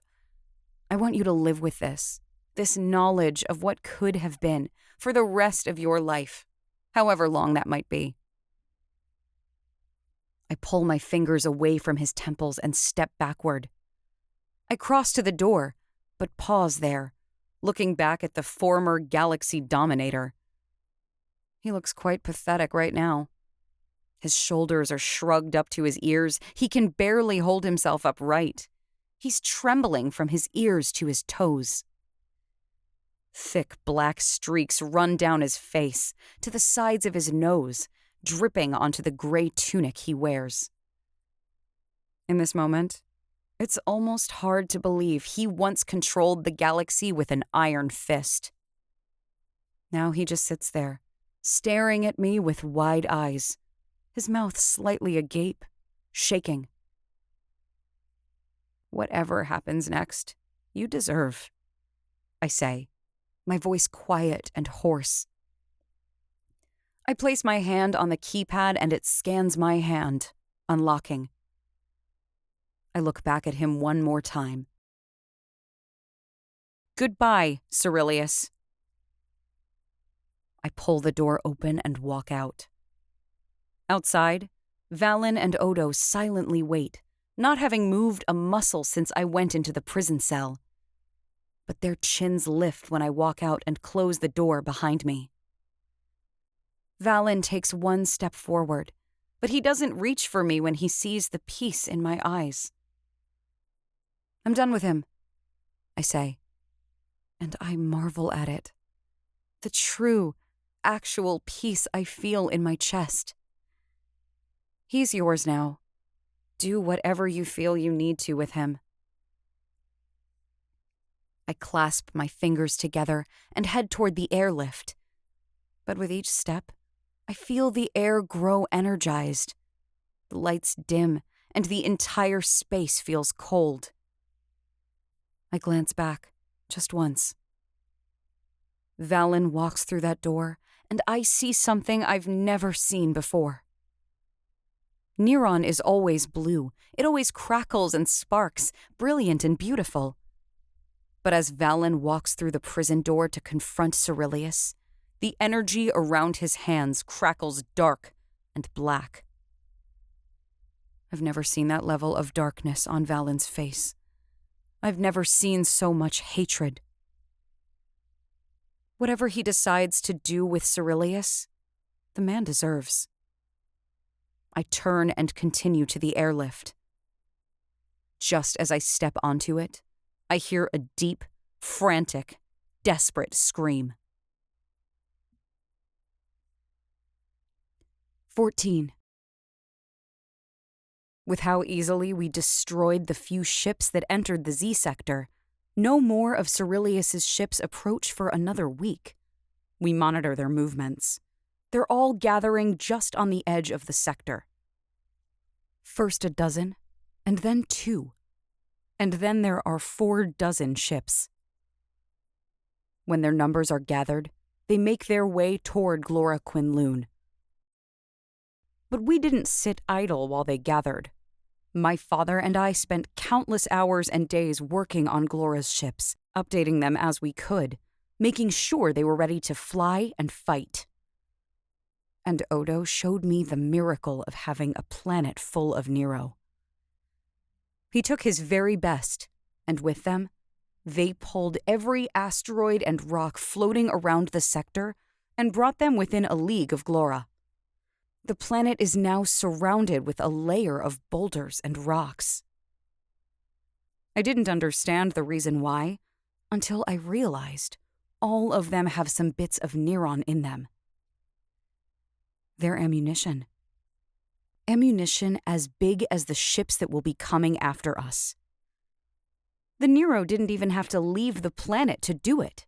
They only went to the top of the tower, where the observatory is, and they used the Neron in those rocks to pull them through space, through leagues of space, to come guard the planet. It's incredible. A week after Valen and Odo captured Cyrillius, the ships make their final approach. I wait in the war room with Odo, with Valen, with Edan and my father. We're surrounded by a dozen other leaders who specialize in the art of warfare. And Cyrillius. We all want him to witness his final downfall. Valen keeps him contained in a cage of Neron so small he'll be burned if he breathes too deeply. He's gagged because no one wants to hear his desperate pleas. Seeing him for the first time after leaving him to Valen and Odo was shocking, to say the least. His hair is now snow white. His skin is wrinkled, and his back bent. Cyrillius stole me, and because of that, Odo and Ileana lost nearly 21 solars of my life. That was Odo's revenge. With the touch of his fingertips to Cyrillius's temple, Odo took 21 solars of Cyrillius's life. It shows that I still have a lot to learn about my abilities as a Nero. I don't know how it's possible, but like they were a physical, tangible thing, Odo sucked away solars, aging the man in an instant. He looks so frail, trapped in his cage now. But not a soul here feels sorry for him. Not after everything he's done. "This is King Odo of Glorra Quin Lune," he says through a comm. Before us, we see a massive space, a perfectly realistic depiction of space and the ships that are approaching the planet. "We've captured Cyrillius, though I'm sure you haven't heard that news yet, seeing as my future son-in-law took out your communication system. But he's here. He is alive for now. But you won't win this war. We are well armed, and we have 351 million Nero in our system who are all ready for this fight, and there's nothing left for you to fight for. Dominion is finished." My eyes fix on those ships, all poised and ready to fight. My heart beats faster. I wish they understood what they were truly facing. Surely every one of them would turn around and never look back. "This is my invitation to leave," Odo continues. I marvel at his ability to lead. I can't believe how commanding his voice is. He has such clarity and confidence. He's only 31 solars, but he was truly born for this. "Take your ships and go find a new life, because I am warning you, if you pursue this lost cause, you will not survive." We all wait, breath held. My eyes jump from one ship to another. Leave, leave, leave, I think to myself, over and over. Don't die for nothing. I think the stillness is going to kill me. Then my heart leaps into my throat as one ship moves, turning back. And then another, then 5, then 7 ships power up their cores, turn back, and rocket back into space. A cheer actually leaps from my lips. I don't even realize I'm on my feet. But I watch as the firing hull of 5 of the ships glows brilliant blue, and then they fire on our line of asteroids, blasting dozens of them to pieces. "Engage," is the only word Odo gives as command. Outside, exactly 100 fighter ships lift off the planet and the moons. Odo throws out his hands, as do dozens of other Nero up in the observatory. On the projection, I see the asteroids launch into motion. Most of them are only half the size of the last remaining Dominion ships. But those ships don't stand a chance when a massive chunk of rock and Neron collides into them. The sky alights with brilliant flames as 15 ships break apart. It's incredible. The Nero here on the planet slam those asteroids around with precision and as if they weigh nothing at all. They rocket through space with such speed. They twist and turn and change course almost immediately. I could never make my power extend that far. I could never have that kind of control. Even Valen, who has been wielding his abilities for so long, can't do this. We still have so much more to learn as Nero. My eyes turn from the projection to Cyrillius. Inside his blue prison cell of fiery energy, he watches with wide, horrified eyes as Glorra's ships reach the outer atmosphere and begin firing on the last of his ships. Gagged so he can't say a word, his mouth is forced open in a big O. We all watch as the Dominion ships fire shot after shot. Some of them make their marks, but the shields withstand the blows. Dominion doesn't stand a chance, not with the crews our ships hold. Their fire cannons blast off round after round, and the Nero inside control every shot, curving and bending them with their abilities, so every Neron blast finds its exact target. Within 10 minutes, Dominion has lost half its ships. One at a time, the Glorra fighters take out Dominion's soldiers, its ships. With one spectacular explosion at a time, they go down. Do you believe it now? I ask, quiet enough only Cyrillius will hear me. Dominion is over. The galaxy has moved on. And this is your punishment, to see it all end before your eyes. He doesn't say anything because he can't. But he stares straight ahead in horror as only 2 more of his ships show on the projection. I see the look of concentration on Odo's face. And then in the corner of the projection, I see something massive. An asteroid, 5 times larger than any of the others, comes careening through space. It hits one ship, obliterating it with a ball of blue fire. The second ship tries maneuvering out of the way, but it can't move quick enough. The asteroid crushes through it, demolishing it into space junk.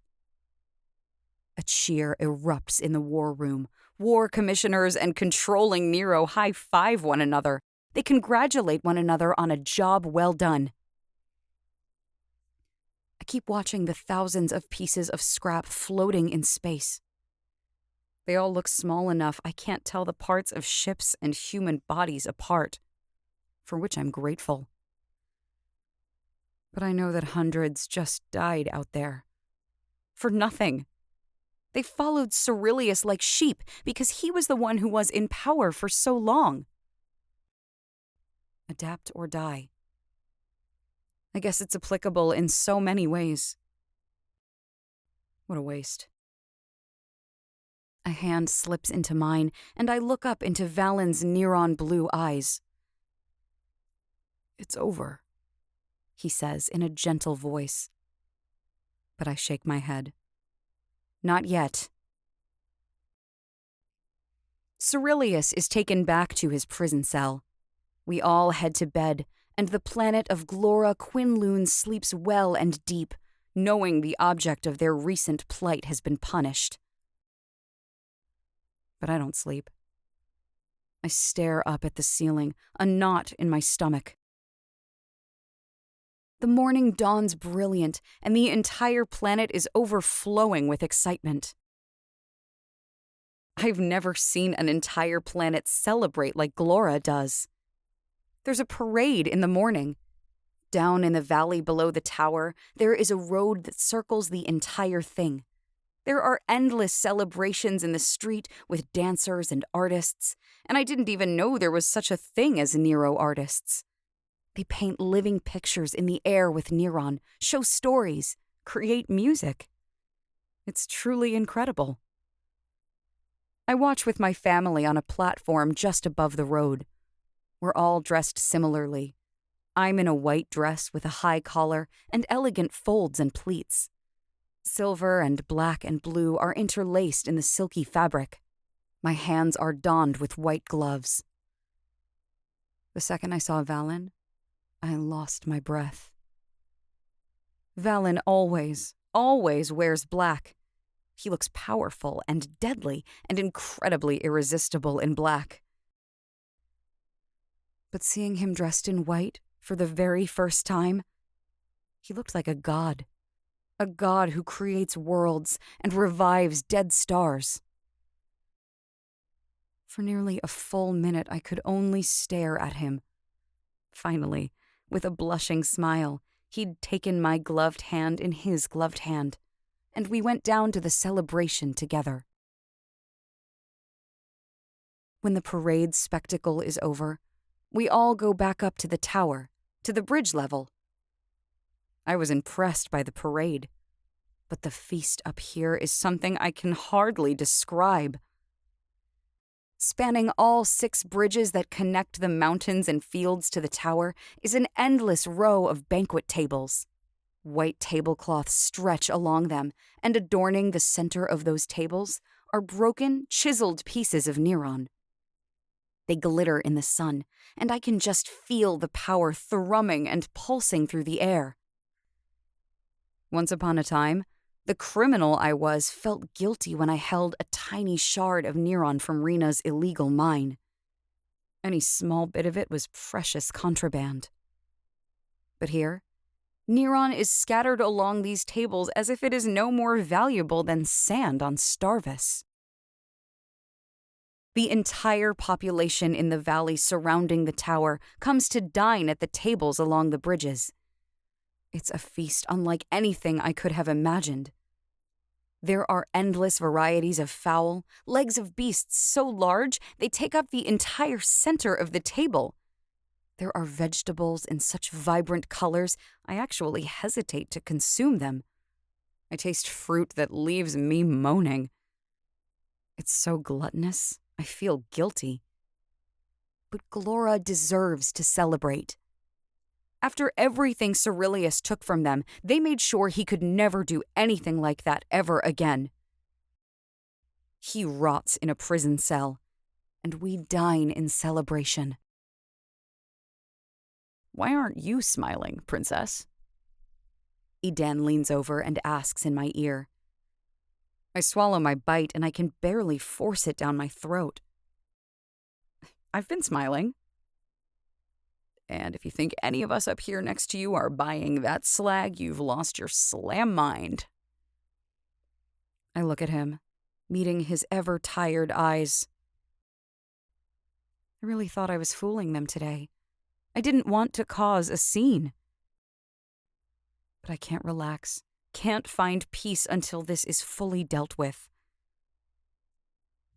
I don't know how to tell them, I confess. Partly to Edan, but mostly to myself. Tell who what? He says, stabbing his fork into some kind of turtle. At least I assume that's what it is, considering the shell it is served in. Tell Odo and Ileana and Lorien and everyone else looking at me like I'm a slam miracle that I can't stay. The door between our minds opens slightly, and I feel Valen mentally prodding. I let him in, discovering why I have been so melancholy on what should be an amazing day. I feel his understanding, and to my surprise, I feel his own unease. He's always so serious and controlled, I never once saw it on his face. He's uneasy. It's not enough. He isn't satisfied. There has to be more done. We have an entire silent conversation, and together we form a plan, a form of justice, without saying a single word, in the span of 15 seconds. I have a feeling that whatever just made you space out is going to lead to something much more interesting than this massive waste of credits and resources. Edan says, through a mischievous grin spreading across his face.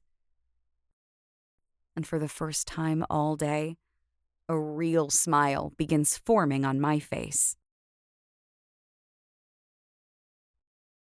15. The tears slipping quietly down Ileana's face are ripping me apart right now.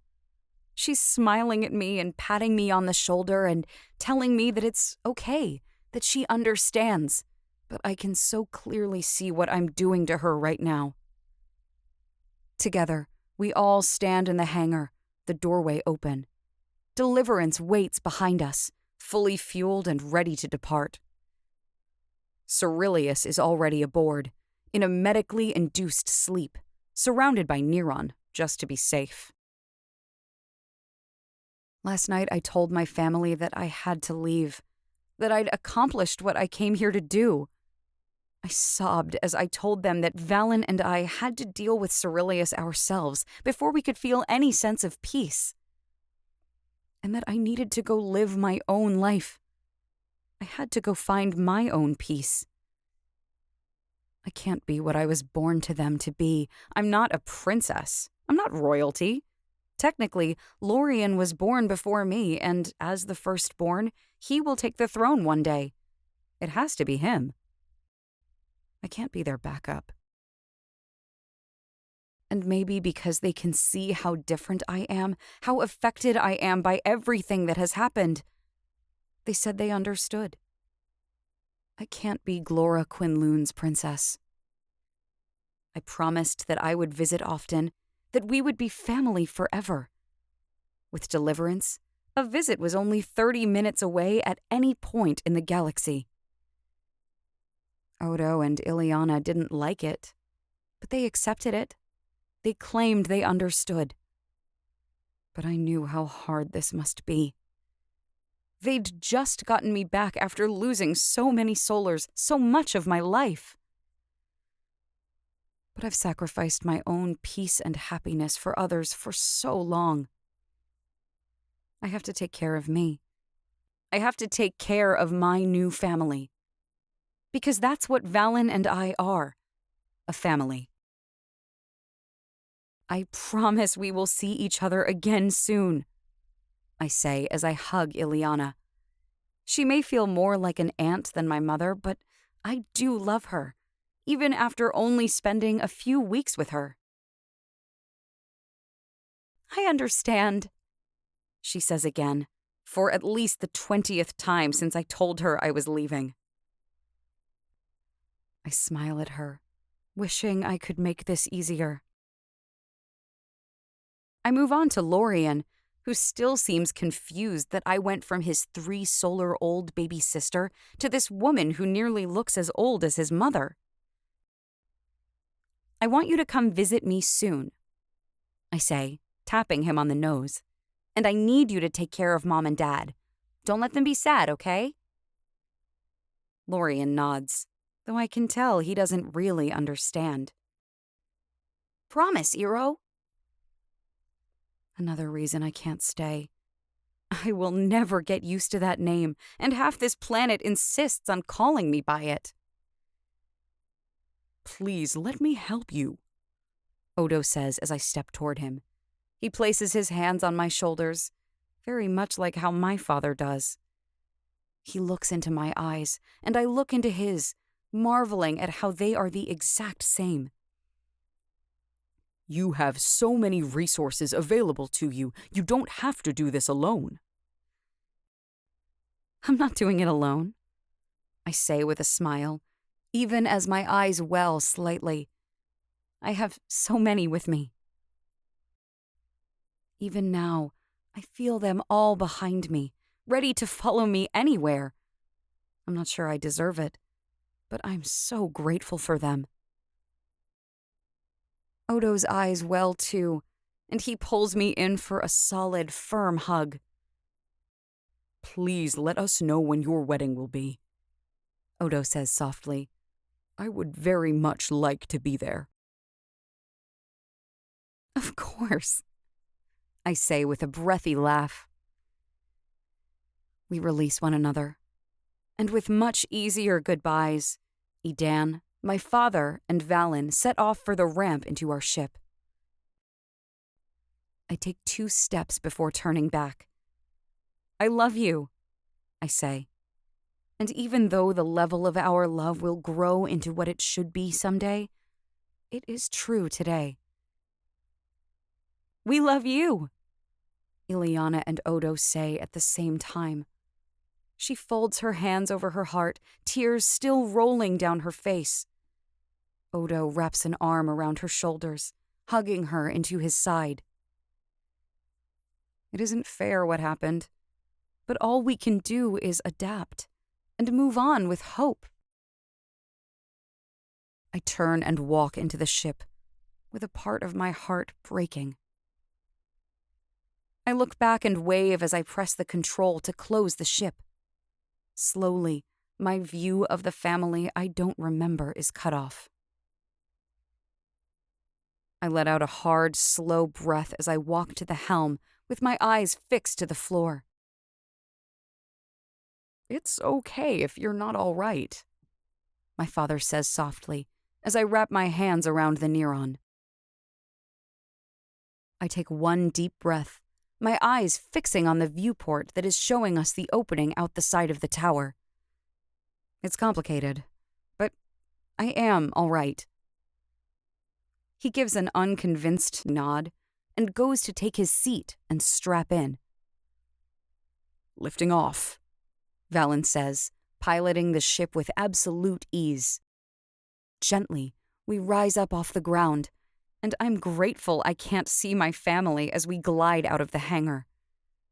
I get one last view of this incredible city as we sail out over the valley and rise up. There is the tower, glorious and spectacular. There are the bridges, some of the most impressive architecture I've ever seen. The mountains and fields surrounding are so beautiful. We rise up, and my view gets distorted through the clouds. Then, we break through the atmosphere. Ready? Valen asks, and it's a multi-weighted question. I take one small breath, staring into the void of space. My heart beats hard, loud enough I can hear it in my ears. I nod once. I'm ready. Valen enters the command, and the helm glows brighter and hotter, and we punch forward through space. 16.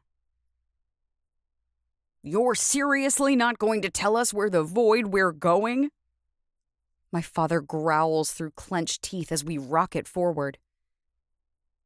It's more dramatic this way, I tease him, even through the heat that feels like it's melting the skin off my hands right now.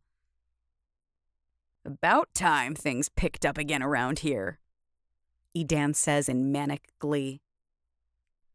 Faster and faster we punch through space. I have to wonder if we really are teleporting. If we're simply rocketing forward in a straight line from point A to point B, how are we not crashing into asteroids, suns, moons, planets? Surely we'd hit into 1,000 things when traveling so far. But we don't. We make it from Glorra Quin Lune to the L sector without a single ding. There's the familiar pop, and the ship begins to slow, gliding forward. And then there it is. A planet I have yet to see with my own eyes, but have heard so many stories about. Edan immediately starts laughing. Brilliant. Absolutely slagging brilliant. Is that? My father says as he unbuckles and stands, going to the viewport. Is that Starvis? My chest is tight, and my heart is in my throat. Yes, Valen confirms, and in his voice I hear every ounce of fear and dread that's coursing through him. There it is, big and orange. It's bright to look at. I remember Valen saying something about how the sun never sets on a certain side of it. The temperatures are always raging. The entire thing is orange.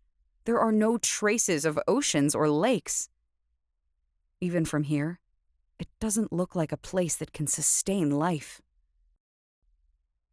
Valen spent the first 7 solars of his life on that planet, and then another solar when Cyrillius wanted to punish him for standing up to him. Oh, can we wake him up now? Edan asks with glee in his voice. He walks over to where Cyrillius lies unconscious on the floor, contained in a cage of Neron. I can't wait to see the look on his face. Not yet, Valen says. There's a slight tremor in his voice. I notice he can't look away from the planet. His movements are stiff and tight. I hate that he has to feel this way. I hate that he's filled with fearful memories. I hate that this is his home planet. But this is how it ends. Beginning descent, Valen says, and gently, the ship glides forward once more. Closer and closer, the orange planet grows bigger. Without a word, we all watch the planet, and Valen pilots Deliverance to his predetermined destination. We enter the atmosphere of Starvis, and the sky grows blindingly white. The orange grows more intense. As I look around, all I see is sand. It stretches out for kilometer after kilometer. And then, in the far distance, I see white dots on the horizon. Tense. Valen once told me that the residents of Starvis are nomadic tribes. They move from place to place, constantly searching for water and food. He told me how he survived off of sand snakes and vultures. I cringe at the thought. Lower and lower we drop, and then we land in the middle of a vast expanse of sand. My eyes immediately snap to Valen.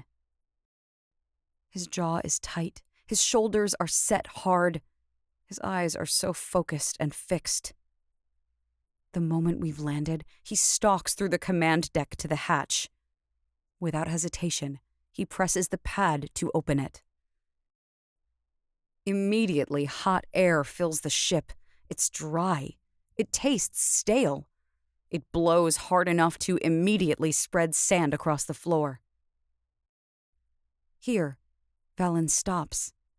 He stands frozen at the opening of the ship, looking out at the orange planet that tried to kill him. We all wait, just watching him for a good solid minute. Mentally, I trace my way down the bond, searching for his mind. Do you want me to go out with you? I ask him. He takes one breath, deep but slow. I see his shoulders rise and his chest expand with it. No, he mentally answers. I need to face it myself. I swallow and nod, even though his back is turned to me. Valen takes one last beat before he strides down the ramp. My father comes to my side, resting a hand on my shoulder. Is he going to be okay? I watch Valen as he treks out into the sand. He walks 20 paces before he stops. He looks around, taking deep, slow breaths. He will be, I say. It's so strange that Valen came from this savage planet. It's a planet that refuses to embrace technology or any form of government. They choose to remain in a primitive state. They prefer violence and survival. Once more, I find myself wondering about nature and nurture. Maybe the way Valen turned out was because of both. But we decide our own fate. We can change our future. We let Valen take it all in for a solid 5 minutes, and then I feel a mental invitation. So I leave my father's side, and I walk down the ramp. The sand is soft as my boots meet it, but immediately it finds its way inside, making my steps feel heavier and more difficult. I trek across the sand, feeling the intense sun beat down onto my skin. The air is so dry, I feel my skin already wanting to crack and split. I already need some water. I cast my eyes around, but all I see in every single direction is sand. It seems so empty, so desolate. It's hard to imagine that there is an entire population that survives here, generation after generation. I reach Valen's side, and I immediately wrap my arms around his waist, hugging myself into his side. Natural and easy, Valen returns the gesture, wrapping his arms around me. I can't believe it's been 14 solars since I was here last, Valen says. His voice is low, quiet, contemplative. It feels like yesterday. I don't know what to say, so I don't say anything. I hug him tighter, letting my love for him slip between our minds. Valen is distracted, though. He keeps looking out over the horizon. I wonder what he's looking for. It's so strange to think that Valen had a family here once. He'd had a mother and a father. They were killed by another tribe when he was young. He'd been away playing with some other children when it happened. I marvel to think that Commander 12-3 had been one of those other children. I've been incredibly lucky my entire life. I've always had others who loved me, who took care of me. I never had to hunt for my own food. I never had to search for water. I always had clothes on my back and a protected place to sleep. I've had such a good life. And I vow to make Valen's wonderful from here on out. Do you think you'll ever want to come back here again after this? I ask. His eyes are fixed on the horizon, and he lets them slide closed. He takes in one slow, deep breath. No, he finally answers. His eyes open again. I need to let my past die. I don't want any of it. All I want is my present and our future. He looks down at me, and I'm filled with a million emotions as I look back up at him. He lowers his face to mine, and then all I feel is peace as he kisses me. Soft and gentle, that kiss is filled with a million promises. It's weighted with the future and all the possibilities it holds. With one more sweet kiss of promise, Valen steps back, keeping my hand in his. My father and Edan wait in the ship, watching us, anticipating the next step. Valen stops at the base of the ramp, waiting in the sand, exactly as we planned. I walk up the ramp, nodding to Edan as we cross the command deck. This is going to be grand, Edan says with a manic smile as he grabs the blow dart from a cupboard on the wall. We stand beside Cyrillius's Neron cage, and Edan huffs into the tube. A small needle sails out of it, sticking in Cyrillius's arm. 2 seconds later, he bolts into a sitting position with an inhuman yell. "Good morning," I say, tilting my head to one side. "I hope you slept well." "What's going on?" he asks, standing in his cage. "Where have we gone?" I think you have fond memories of this place, Edan says with a wicked grin. Come with us, I say. I extend a hand out, taking control of the Neron. I move his cage, and he scrambles to stay in the center of it so he doesn't eviscerate himself on the bars made of pure energy. I walk him across the command deck, but Cyrillius halts when he sees the scene outside the ship, and Valen standing just at the end of the ramp, waiting for justice to be served. What is the meaning of this? He demands, his black eyes turning back to me. You thought this was a just punishment 15 solars ago, I say, raising an eyebrow at the man who now looks 80 solars old. It only seemed fair that we bring this full circle. I push the Neron cage forward, forcing Cyrillius to step down the ramp. He yells and protests, but I only smile in glee. It really was the perfect plan. Valen? Cyrillius yells as I march him past his former prisoner. You know that by bringing you here that I made you stronger. I made you a survivor. And now it's time to see what kind of survivor you are, Valen says, his voice dark and low. He turns and watches me march him out into the sand. Eventually I stop, but with my hand extended, I make the cage of Neron keep moving, forcing Cyrillius to keep walking further out into the sand. 10 yards, 15, 20. Looks like we have some company, Edan's voice carries out to me. My eyes jerk to the horizon, and I have to search for a few seconds before I find what he means. There, out 100 yards from Deliverance, just to our right, stands a line of people. They're dressed in beige, rudimentary clothing. Cloth covers their heads and necks. They carry spears in their hands, every one of them. The tribes of Starvis. Fear crawls its way up my spine. Valen has told me how these people fear anyone different from them. They never trust outsiders. They loathe technology and change. We're very much in danger if we stay here. Nova! Cyrillius yells for me as he sees the people on the hill of sand. You are not a killer! Oh, I won't touch a single white hair on your head, I say, raising my voice just loud enough that he can hear me. But I will grant you the same opportunity you did Valen.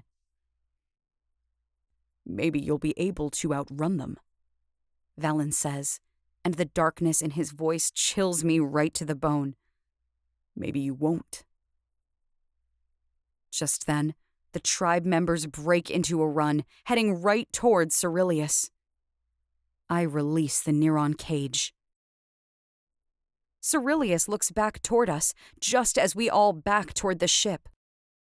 He gauges the distance. He'll never make it back to the ship before we close it. Enjoy your time in Void, I say with a smile. With absolute terror, Cyrillius turns and runs. Valen smiles at me as he takes my hand and we walk up the ramp. He smashes his hand against the pad, closing the hatch. We hear spears hitting the side of the ship with small, light pings, but they could never damage our advanced vessel. I go to the helm, and Valen takes his place at the commands.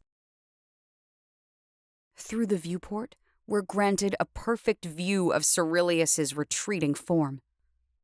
The nomads are quickly gaining on him, spears held at the ready.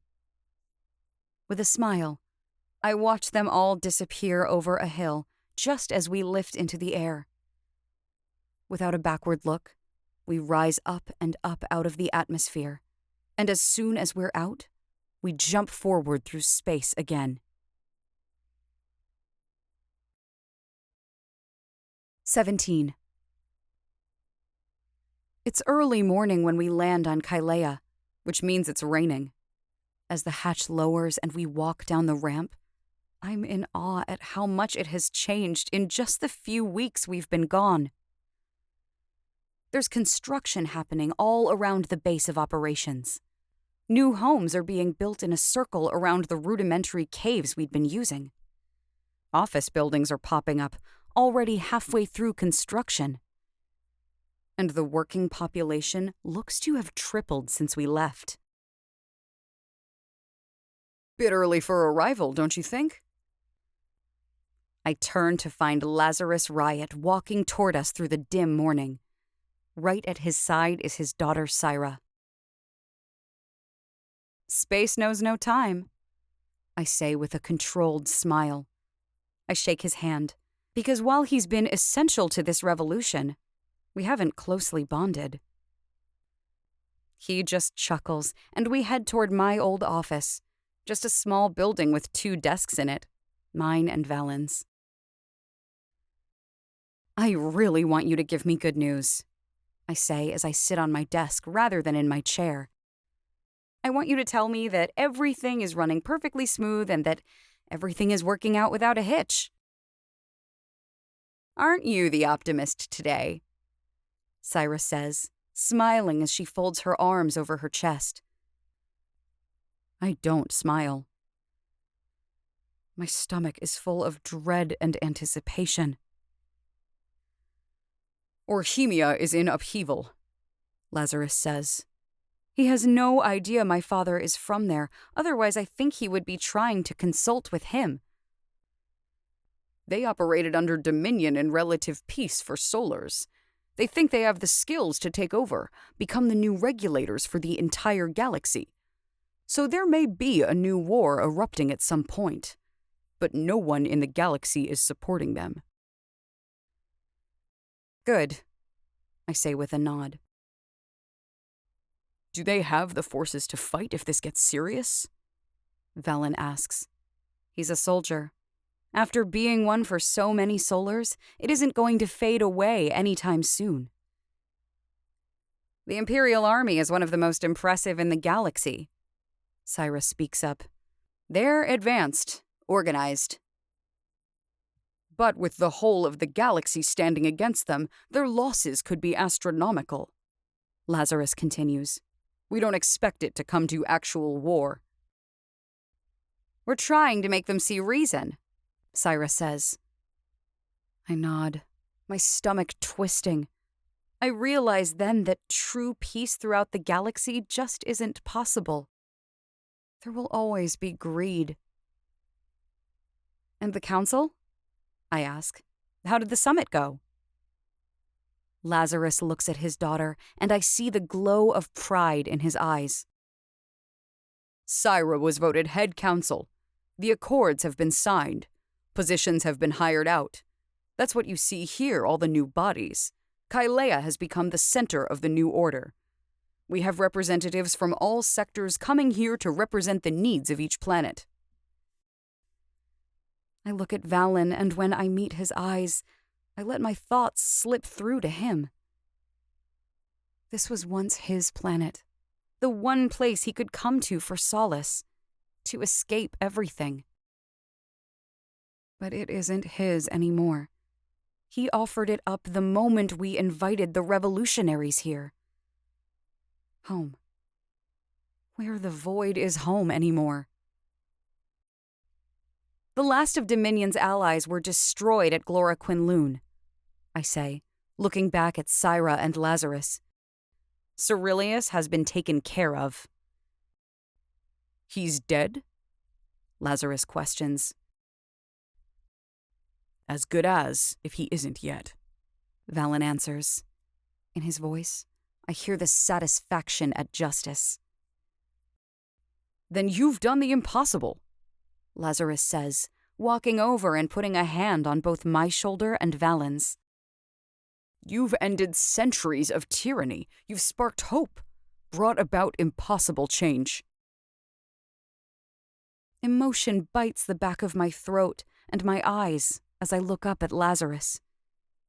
Is it enough? My question holds many meanings. and so much weight. I'm so tired, so exhausted, and it comes through in my voice. Lazarus looks down at me, and I can't read all the emotions in his expression. Pride, admiration, pity, other things I can't define. It's enough, Nova. Just one tear slips down my face as I nod my head. He pats my shoulder. Go enjoy your life, you two. You've done your part. Let the galaxy figure out the rest. My heart is pounding so hard and so fast, but I nod my head once and reach for Valen's hand. We all walk out of the office into the breaking light of dawn. People are beginning to wake now. Construction workers head for the new edifices. The whir of machinery sparks to life. I pause, looking at it all. It's a miracle. Truly, what has happened here is indescribable. Through the fading mist, a figure walks toward me. I smile, my heart swelling at the sight of a familiar face. I kind of thought you were just going to slip off and we'd never hear from you again. Zane stops just 5 steps in front of me. I'm getting a little tired of you yelling at me for that kind of behavior, so I figured I'd surprise you. I counter. He just shakes his head and closes the distance between us. He wraps me into a tight, firm hug, and I let go of Valen's hand to hug him back. We don't say anything for a long time. I just take a moment to appreciate that we can do this. We've both been zipping back and forth across the galaxy. But we started at the same point, and he was one of my people when I only had 2 of them. Here we are, still supporting each other, after a million things have changed. This hasn't. What now? He asks without releasing me. I take 2 breaths, considering. I think I'm ready to build my own house and have my own clothes. And I think I want to get married. He pulls back from me a little bit, looking into my eyes. I think that sounds really great, Nova. Do you mind some company? When did I turn into such a soft person? Emotions well in my eyes once more, and I shake my head. I would love that. 18. 1 lunar later. I wake long before the dawn breaks. Alone in bed for the first time in the entire lunar we've been here, I walk out of the house. Birds are chirping outside, even though dawn is still a little off. Alone, I walk down the path that leads from the house, through the trees and toward the cliff's edge. I pull my shawl around my shoulders and look out over the beauty that lies before me. I'm on a high cliff, which drops straight down to the ocean. To the north, the land tapers down, granting access to the water. It stretches rugged and long, running up the coast. Endless trees dot the land. Parts of the shore are lined with pale pink sand, while others are broken with great black rocks. In the horizon, the moon hangs low and big, a sliver of a crescent. I breathe in, relishing the fresh, crisp air. 5 weeks now. We've been on this planet for 5 weeks, and already it feels more like home than anywhere else has. After making sure everything was going to be okay without us on Kyia, Valen and I and a few others got aboard Deliverance. We took Elion, the Nero child Cyrillius tried to corrupt, to Calypso. He will train and live with Zara and Tomas and Evander until he is an adult and ready to make his own life choices. And when we were finished, we returned to that empty planet Valen and I crash-landed on. He and I, Zane and Nimia, my father, and Edan for the time being. Kyril and Rena returned to Calypso and stayed with Elion. Almost as if they're their own little family now. So with our small crew, we went back to the planet Valen and I called home for nearly 2 lunars. We requested supplies, and within a week, the ship arrived. We built homes, small and simple, but with everything we needed. Just back there, away from the reach of the wind, we built our homes close together to form our own tiny community. I doubt anyone but Valen and I will stay long term. Eventually, I think the others will get bored. They'll want more out of life. And we'll probably get sick of only having each other for company after a while. But for now, we're happy. It's been a lunar, and I've never been happier. We never named our planet. A planet without a name is nearly impossible to find. It doesn't exist on any maps. You can only find it if someone gives you the coordinates. We'll have peace and exist in quiet solitude for as long as we keep our mouths shut. I plan to keep mine shut for a very, very long time. Once more, I take in a deep breath, letting nature refresh me. Slowly, the sun begins to rise, and I let the dawn warm my skin. I love it here. I love my new life. I love the people I am with. I love that I can be me now, all the time, with all my weaknesses and faults, and almost no one is around to watch me. Nova. Her voice calls to me, unspoken. It reaches softly into my mind, asking where I am. A smile crosses my lips, and I stride back across the clearing to where I can feel her. Ileana steps out of my house when I get within sight. She smiles at me, folding her hands in her lap. She looks at me with pride and emotion. "Are you ready for this day?" she asks. As I look into her eyes, there isn't any doubt in me as I nod. So she takes my hand in hers, and she leads me inside.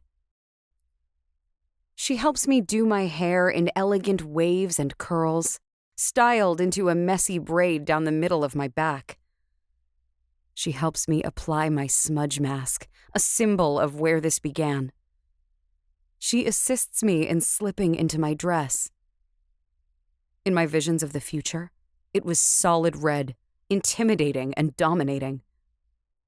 I can't hate those visions, because they helped direct me to know what to avoid and change. But I can change the future. My dress washes from solid white at the top to brilliant red at the bottom, as if I'm rising up from the hardships of the past as a new person. It hugs my hips and waist. It accentuates my bust beautifully. Long sleeves stretch down my arms. The neck sweeps wide, exposing my collarbones. I turn, looking at myself in the mirror when we're finished. I feel like me. That is Nova. That is the woman who is going to marry the man she loves today.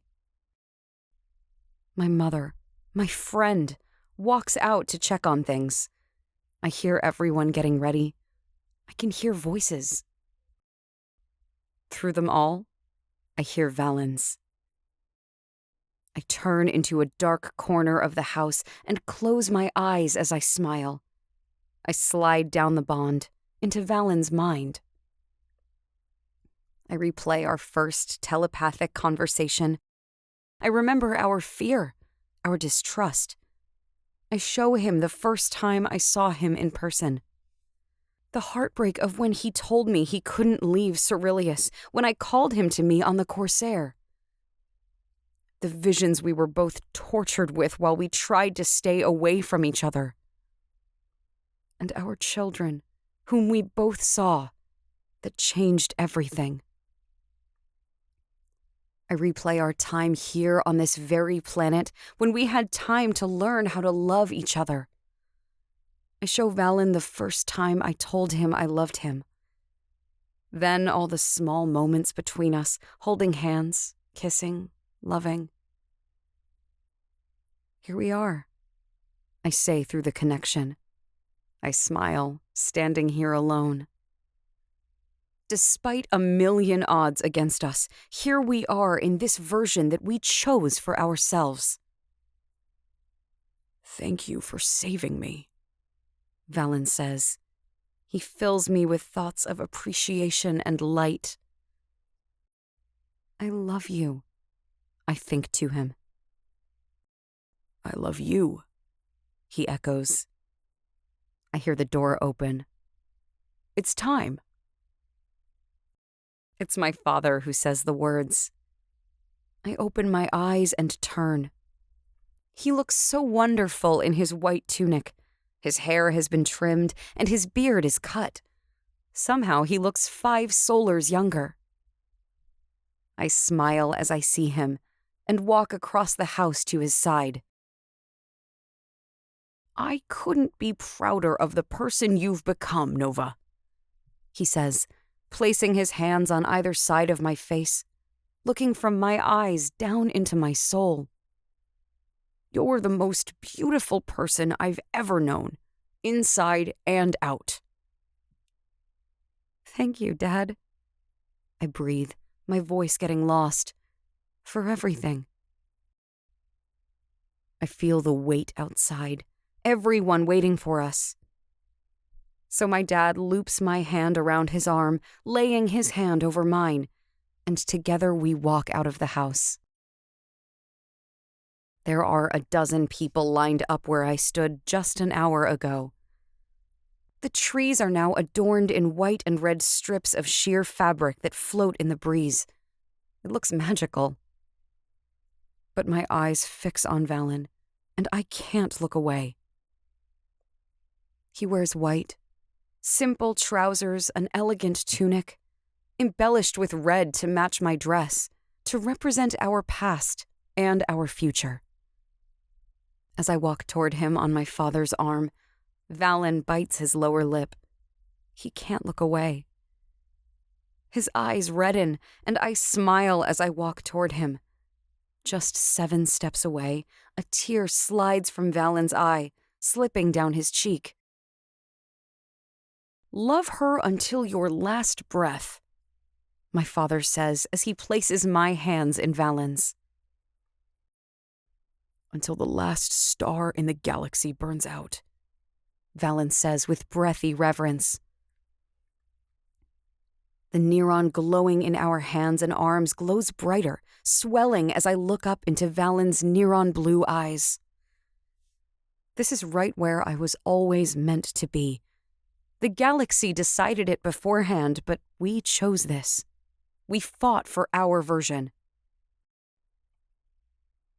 The galaxy has never seen a love like this, Odo says, standing before us.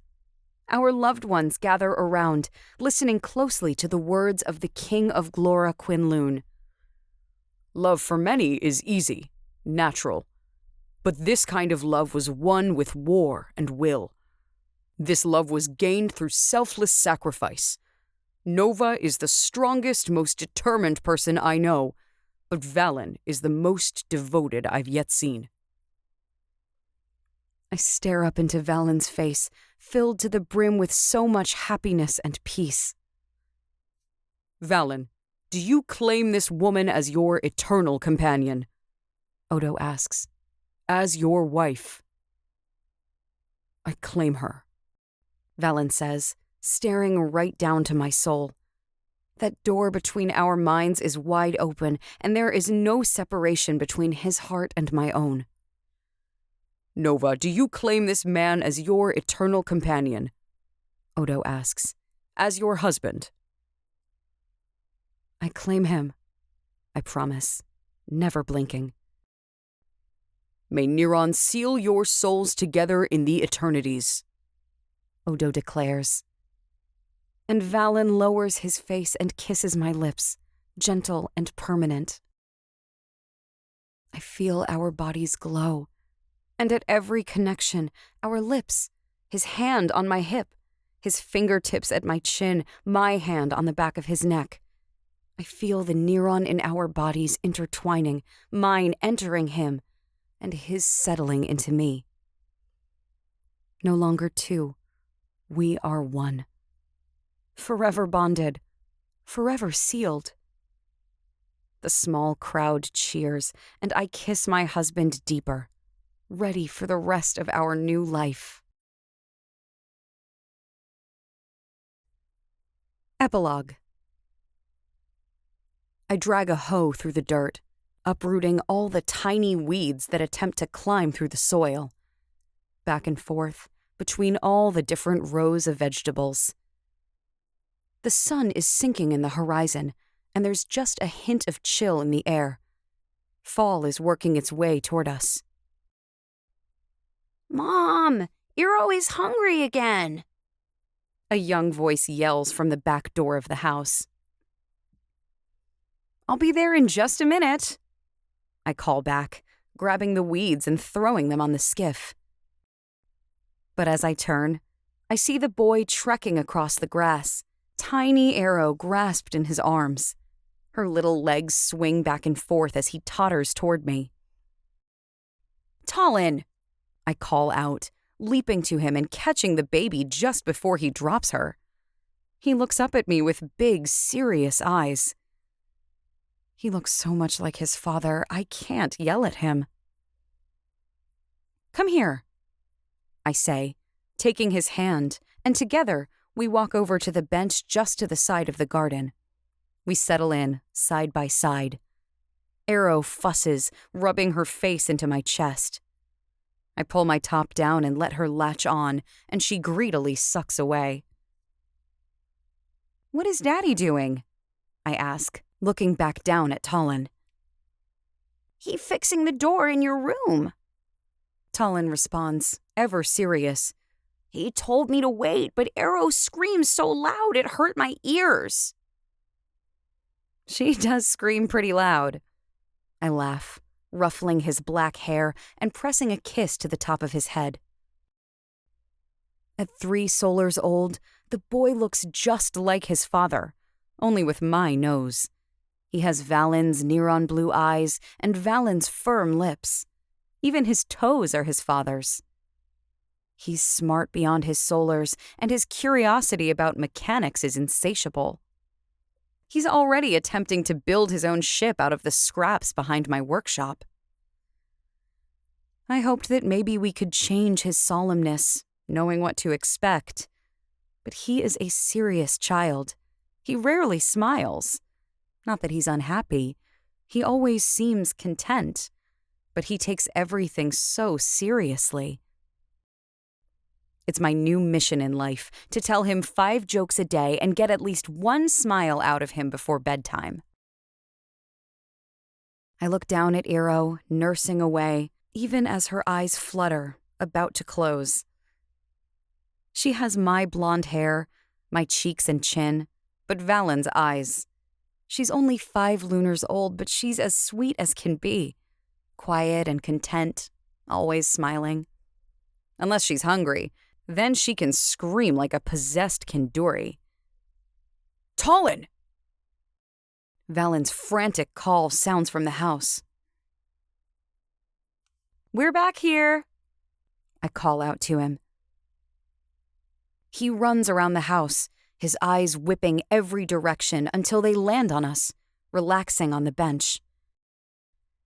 With a slightly exasperated sigh, he walks across the lawn to join us. I told you to wait, Valen says, tapping Tallinn on the nose as he sits beside his son. Arrow screams too loud, he says matter-of-factly. That she does, Valen attests, smiling and laughing.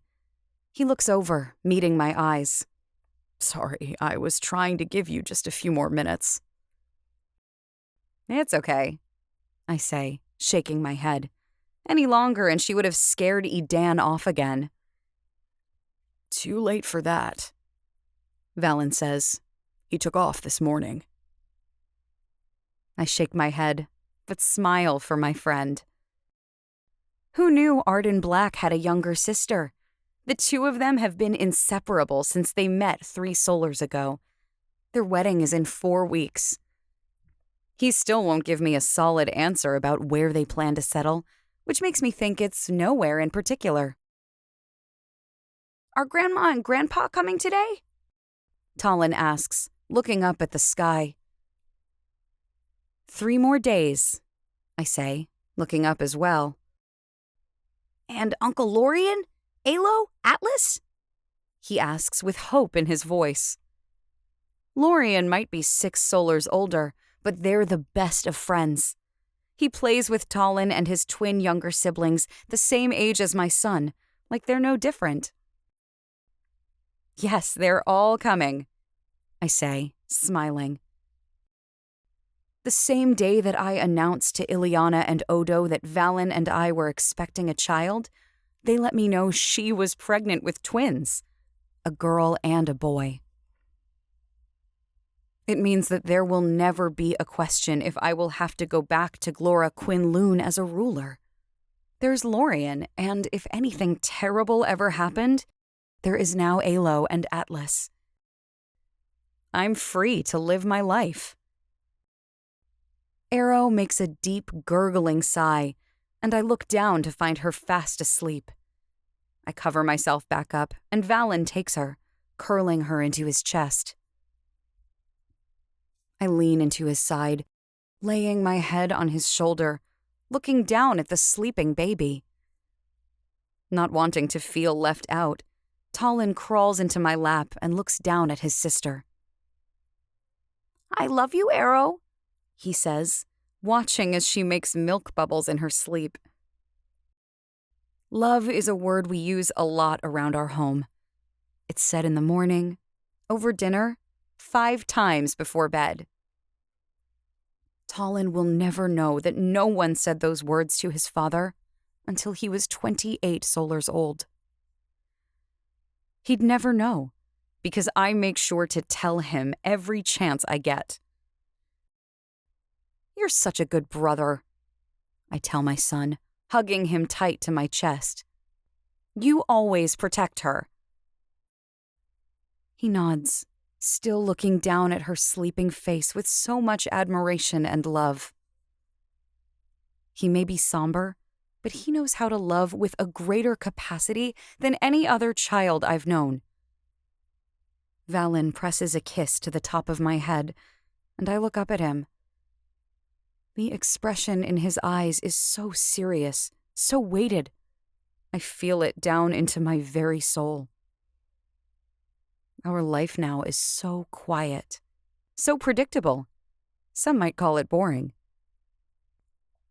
But after everything we've been through, it's exactly the life we dream of. I love you, Valen says, soft and low. I look into his blue eyes, filled to the brim with peace and happiness. I love you, I tell him. He leans down, pressing his lips to mine, and I marvel that even after 4 solars of being his wife, I never get tired of kissing him. I never tire of his hands on me, of running my fingers through his black hair. I never wish to be anywhere but by his side. And now we have so much more than just each other. We fought for this family. These 2 children are what changed everything. And we made the future ours. The end of the Neron Rising saga. This has been Nero Kingdom. Written by Keary Taylor. Narrated by Jamie Lamchick. Copyright 2019 by Keary Taylor. Production copyright by Keary Taylor.